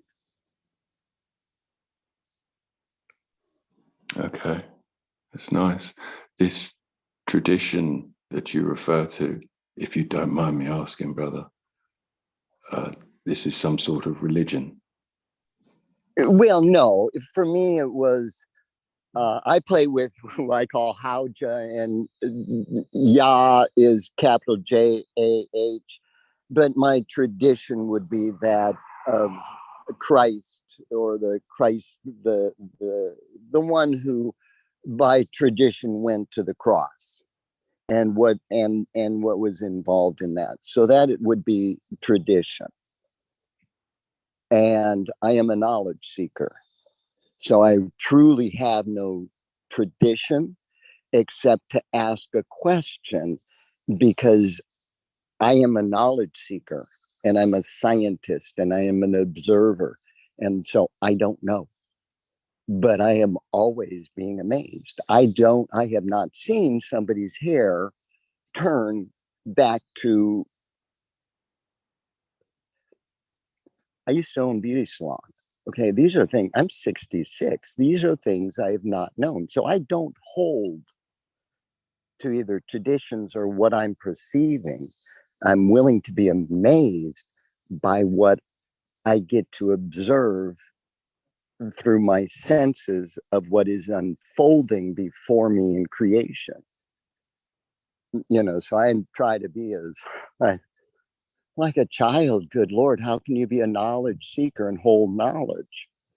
You hold observation, but the knowledge is what comes in from the seeking. And then that point of connection of the new with what is being released right now, you're seeing the manifestations of that. And it doesn't stop here, or did it start here? Right? We have galaxies that we've been to, and anyway, it's more than I know. I'm just a knowledge seeker. And I thank you. Knowledge seekers. That's what I love to be here. Because here I am where I am, part of what is, which is the seeking of the knowledge of the spirit and the physicality and the technologies and everything wrapped up all into one, so we can go to the universe and explore and bring back reports to each other as we do whatever it is. I don't know. I haven't done it yet, at least in my awareness. So with that, I'm going to continue on my walk, and I thank you all. Thank you.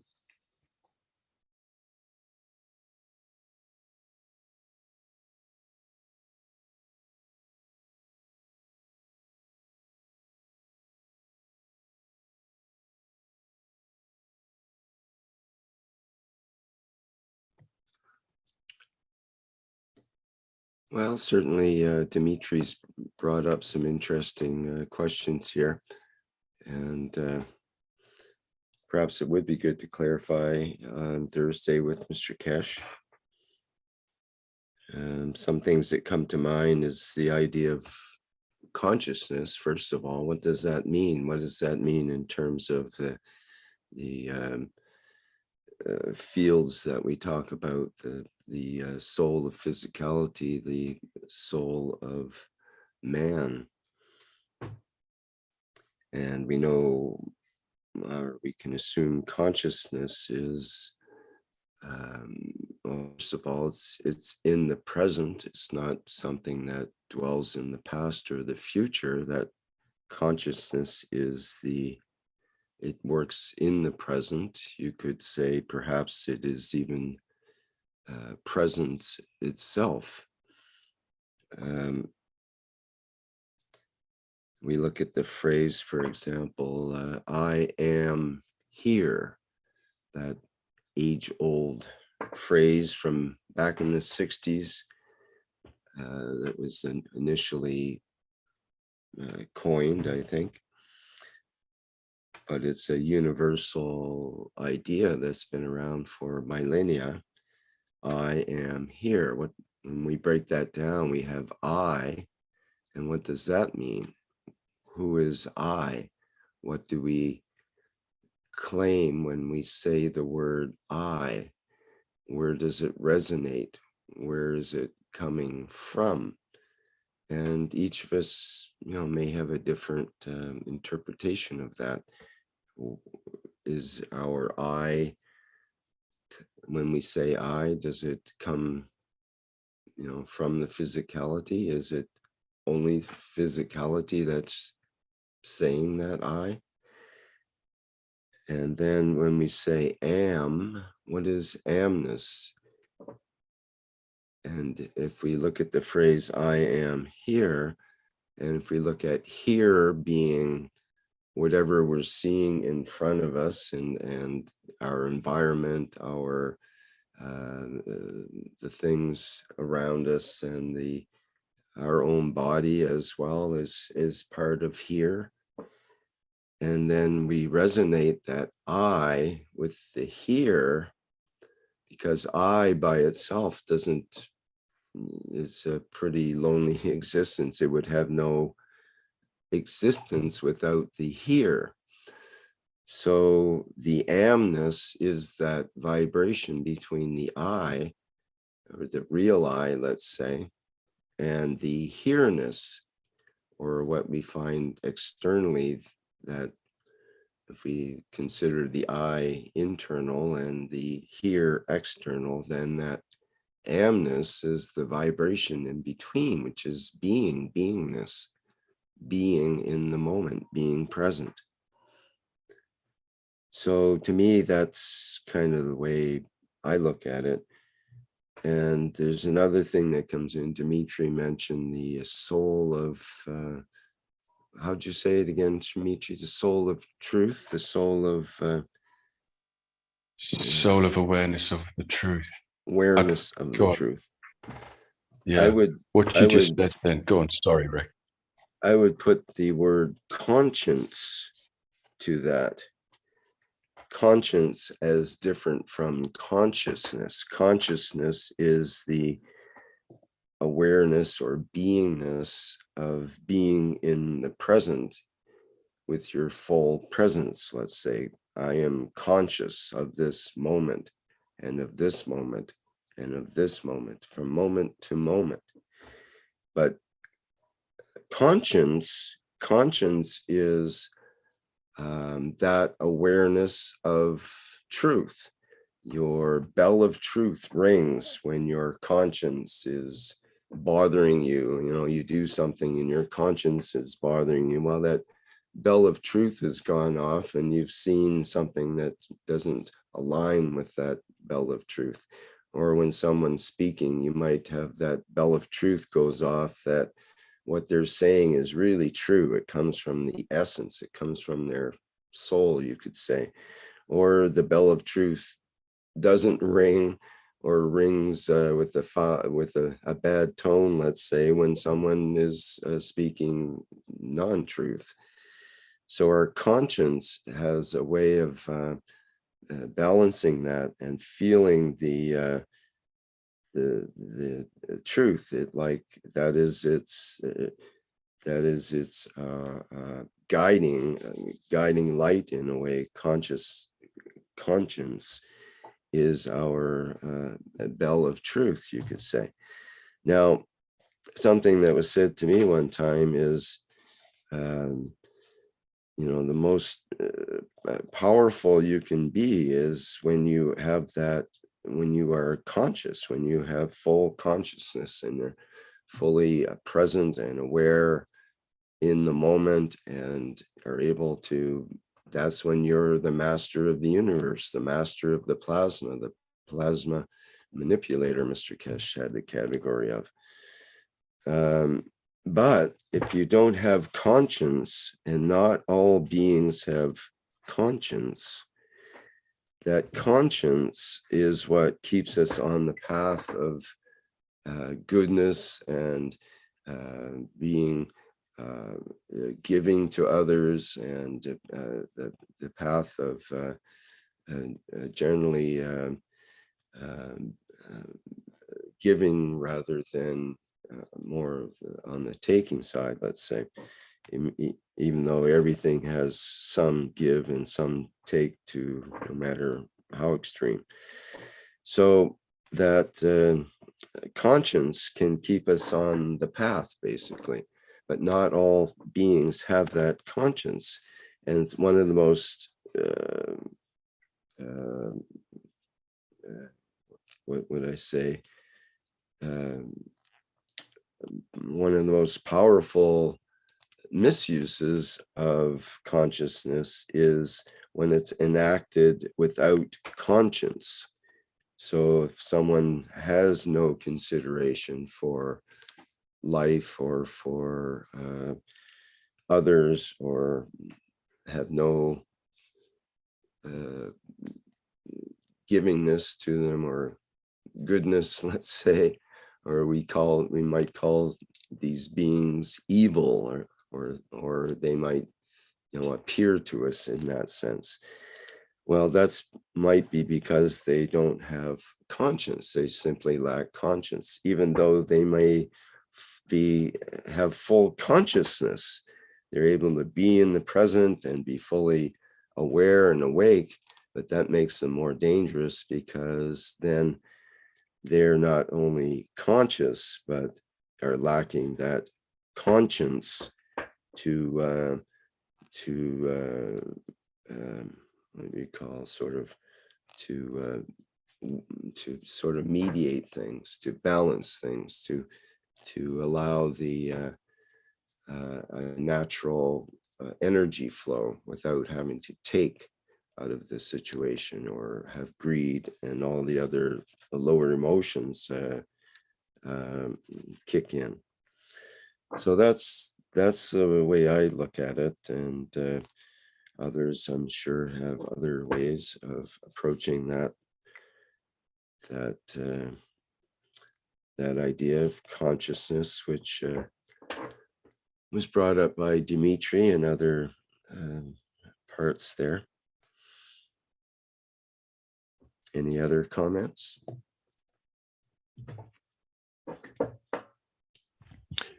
Rick, excuse me. Would you, how do you feel about saying that that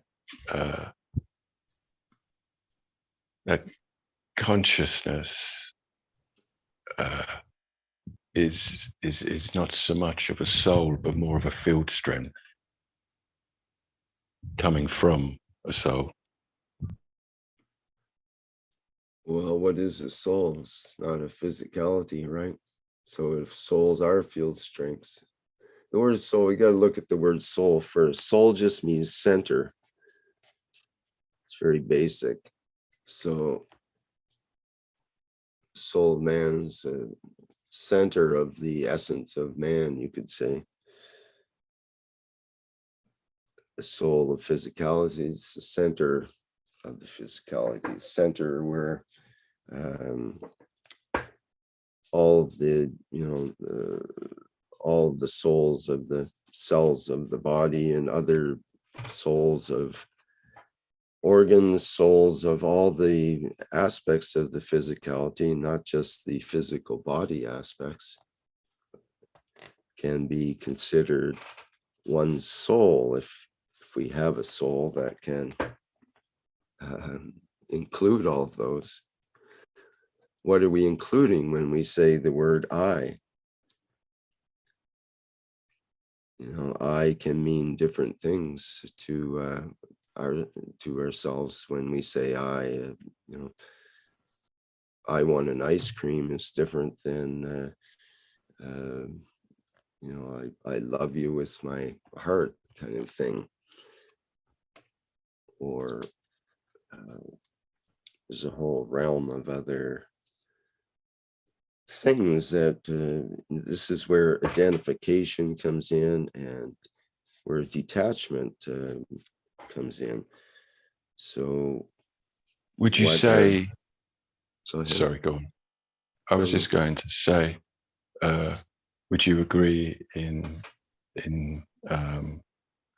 would you agree with that using the terminology I is actually referring to the totality of souls within the magnetosphere? I don't know what you particularly are referring to. It depends. Everyone is different with when they say I. Especially, I mean, many of us have multiple personalities, you could say, or at least different aspects that come out when we say I. So if we're upset, it'll be a different I than when we're in a kind and loving state, and various other states may have other I's that come into play.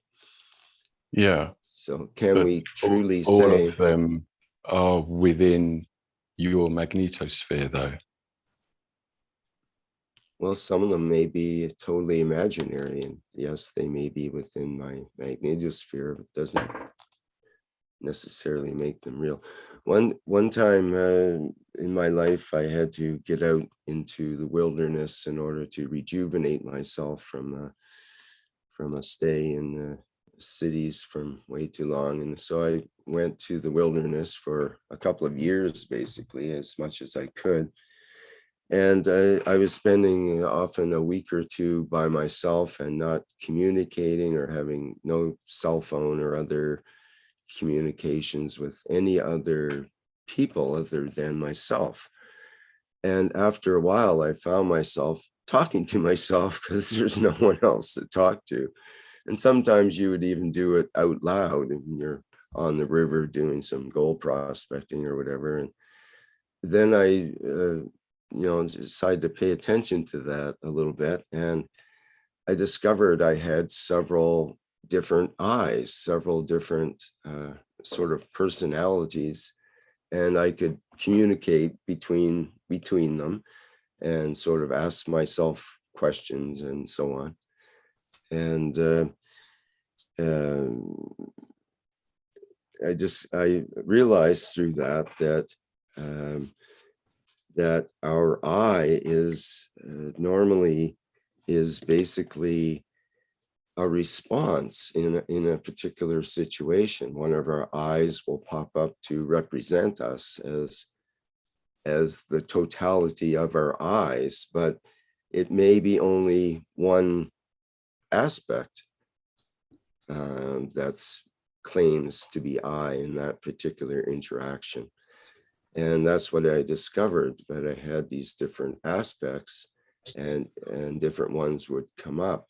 And I didn't see that until I had the opportunity of this silence with myself to be able to hear them internally, because normally they come up involuntarily and we just start, saying something and blah, blah, blah, and blah. I believe this and that and whatever.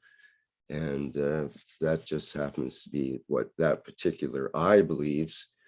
And another I that pops up later may not actually believe the same things even.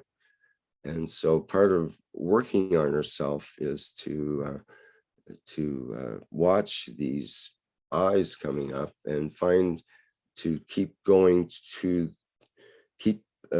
our attention going inward to find our real I. I mean, wouldn't we want to be able to speak our truth all the time and through our real I, through what is that real I? Would it not be at the point of source inside of us? And should not we be placing our attention deeper and deeper inward toward that place of source in order to have our I, speak the truth from that place of source? So that's part of the challenge that for what they call working on yourself or working with the fields, basically, to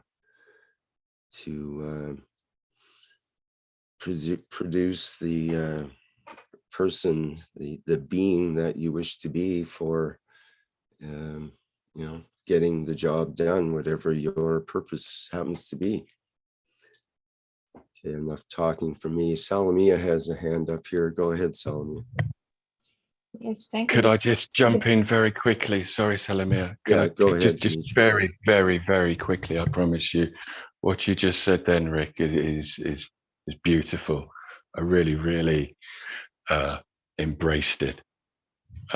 Talking to myself is something I have been doing for years, many, many years now. Full-on conversations, all right, as possible. You see, Mr. Keshe has stated, schizophrenic people, the beautiful people. Now, is talking to yourself, does that make you schizophrenic? Possibly. He says we're all schizophrenic. It's very interesting, really, really interesting what you said, because when I had other people living with me, these people noticed significantly that talking to myself is a regular thing, a daily occurrence, and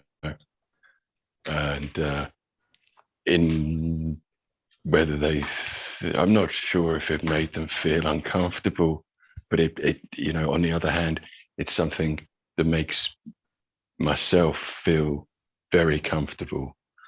And in terms of elevating yourself, processing the field strengths that do not serve the inevitable future, my advice to everybody is talk to yourself as much as possible. You know, if you're taking the path of elevating yourself, implementing reduction of the soul of physicality, you need to get to know yourself. And as you mentioned, Rick, these different personalities that you have, they all pop up for one reason or another. So based on Rick's experiences and based on my daily implementation, I highly advise getting some time on your own and having a conversation with yourself, because it's not crazy at all. Western science may deem it as being schizophrenic, but as we know, Mr. Keshe sees schizophrenia as a beautiful manifestation. You need to get to know yourself, because if you don't, this is only from my personal experience, but if you don't get to know yourself, you're not going to know what to process and you won't be able to elevate yourself. Thank you very much. Please go ahead, Salamina. Yes, regarding I in Sanskrit is aham, and Brahman is a consciousness of the universe. And for Indian people, consciousness is the same like soul. I asked Deepak Chopra. I know you know, he's very known. And he said, we can make the sign equal between consciousness and soul, and we'll solve the problem. Because I asked what is a soul and what is a consciousness, and they said, his answer is the same. And so the consciousness of the universe is Brahman, and our individual consciousness is aham. And we can have so many aham as we like, but we also can expand our aham, and in between activities we are the consciousness of the universe. So when our conscious is not present, I mean, we don't have the possibility to experiment our perception, emotion, sensation are sleeping. So our mind is sleeping, our cortex is sleeping, means that we become Brahman, we become the consciousness of the universe. And in this way, we can travel outside of time and space, there where is not aham, where is Brahman, where is everything, where is the totality. So Brahman is totality, and aham is our soul of man and soul of physicality together, which form our individuality on this planet. And our soul of man is able to go, as you know, and expand and become totality there where is not space and is not time. This time and space are constructs of our, maybe our eye, our mind, I don't know. I mean, the protein of our eye make this 3D reality. But there are so many dimensions and so many words, we are not aware of them. And even the reality which doesn't have time and space, there where is our soul originated, in the principal star. Anyway, I love your discussion, and now I think it's too late. I apologize that I I also wanted to interact with you, but I love you for this reason. I want to interact with you. My aham is happy. My consciousness is happy being with you, to be present. Yes, because always we are together, but sometimes we are not aware, we are not present. I am present in all your wishes, and I hope for that peace will come as soon as possible on our Earth reality. All the best. Thank you.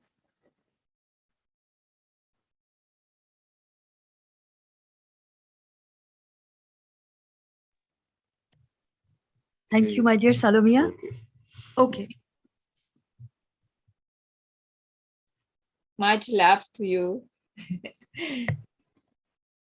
Thank you. Rick, thank you, my dear Moshfik, for your beautiful interaction. Thank you, Dimitri. Thank you, my dear Dean.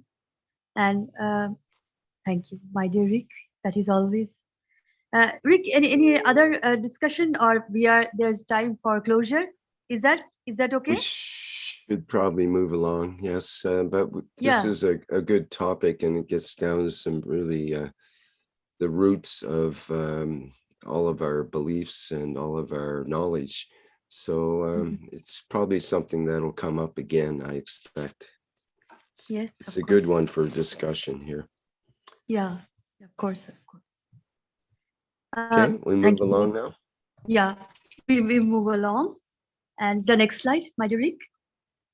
Here, well, we have already discussed, and we are conscious enough to understand the need, bring the needs and wishes from your community to the Universal Council as one planet, one nation, one race for justice and world peace.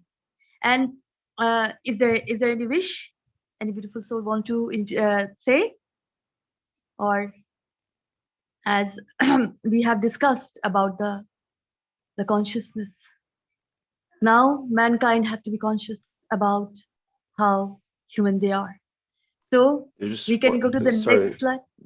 There was one wish in the live stream earlier from Douglas that maybe I'll say. He says, I wish world peace, and to interfere with the citizens of a nation in the selection of its leaders disrupts the ethos of their citizens. Now the interference of such has resulted in wars, and that's so sad. But he continues, I've seen a peace dome when I was in Texas. So just that he wishes for world peace is the main message there. I am present, Douglas. Much, much love for you. Thank you. I have a wish. I will be entering into meetings this month and the beginning of next month for the financing and implementation of new technologies, and the plasma technology is at the top of the list. That is my wish, that we implement the new technologies right now, and that the meetings go well. Let my wish be my command. Yeah. May your wish be I am manifest, present. Dean. We are Thank present. you. I am present. Now. Thank you, Dean. Thank you. I am present for both wishes.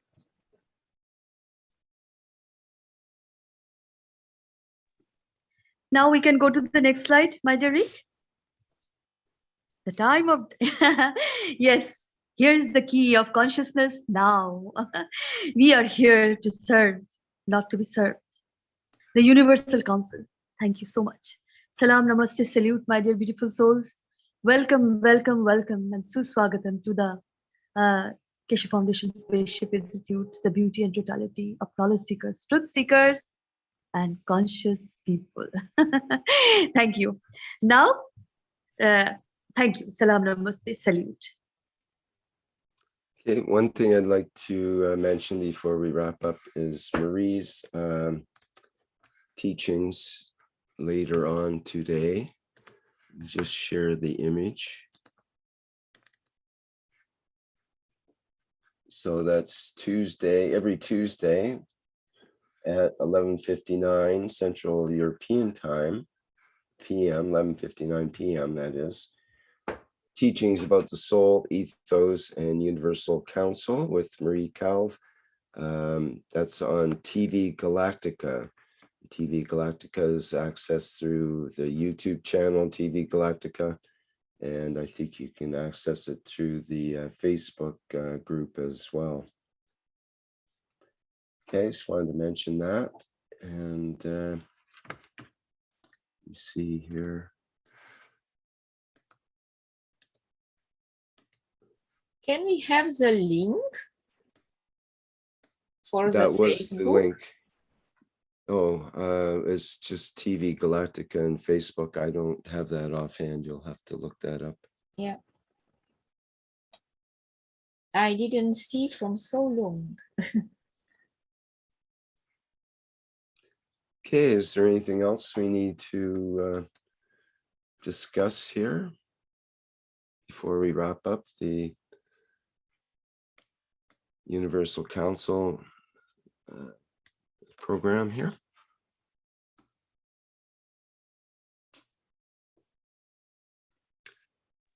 Okay. Yes, well, one very serious thing, Rick. My dear, a serious thing. Are you ready to dance? Well, let me first, before dancing, let me say that we have the Keshe Plasma Reactor group coming up later. Oh, reaction today. is there. Thank you. As well, that starts at 7 a.m. Central European Time. That's on Wednesday, August 24th. And well, it's later on tonight for me. And so it's the same as 10 p.m. Pacific time on Tuesday, August 23rd. And people are welcome to join that group, whether you're a newcomer or an old timer. And we have lots of interesting topics that come up. And once in a while, Mr. Keshe also visits. And yeah, so we look forward to that. Yeah, you're right, Shweta, it's time now for dance. The, dance version of Yes. our flight enhancement spaceship unit. So yes. Thank you, so everybody. much happiness. Thank you. Thank you, everyone. Clap, and dance. For attending today's workshop. And with members, thank you, members of the Universal Council and support members for the Universal Council for being here and continuing that important work. Just shake it. Just shake it. Yes, Jalal, thank you. We are about to just shake it. Now it's time for the dancing, and we'll see you all in the next public workshop. Bye for now.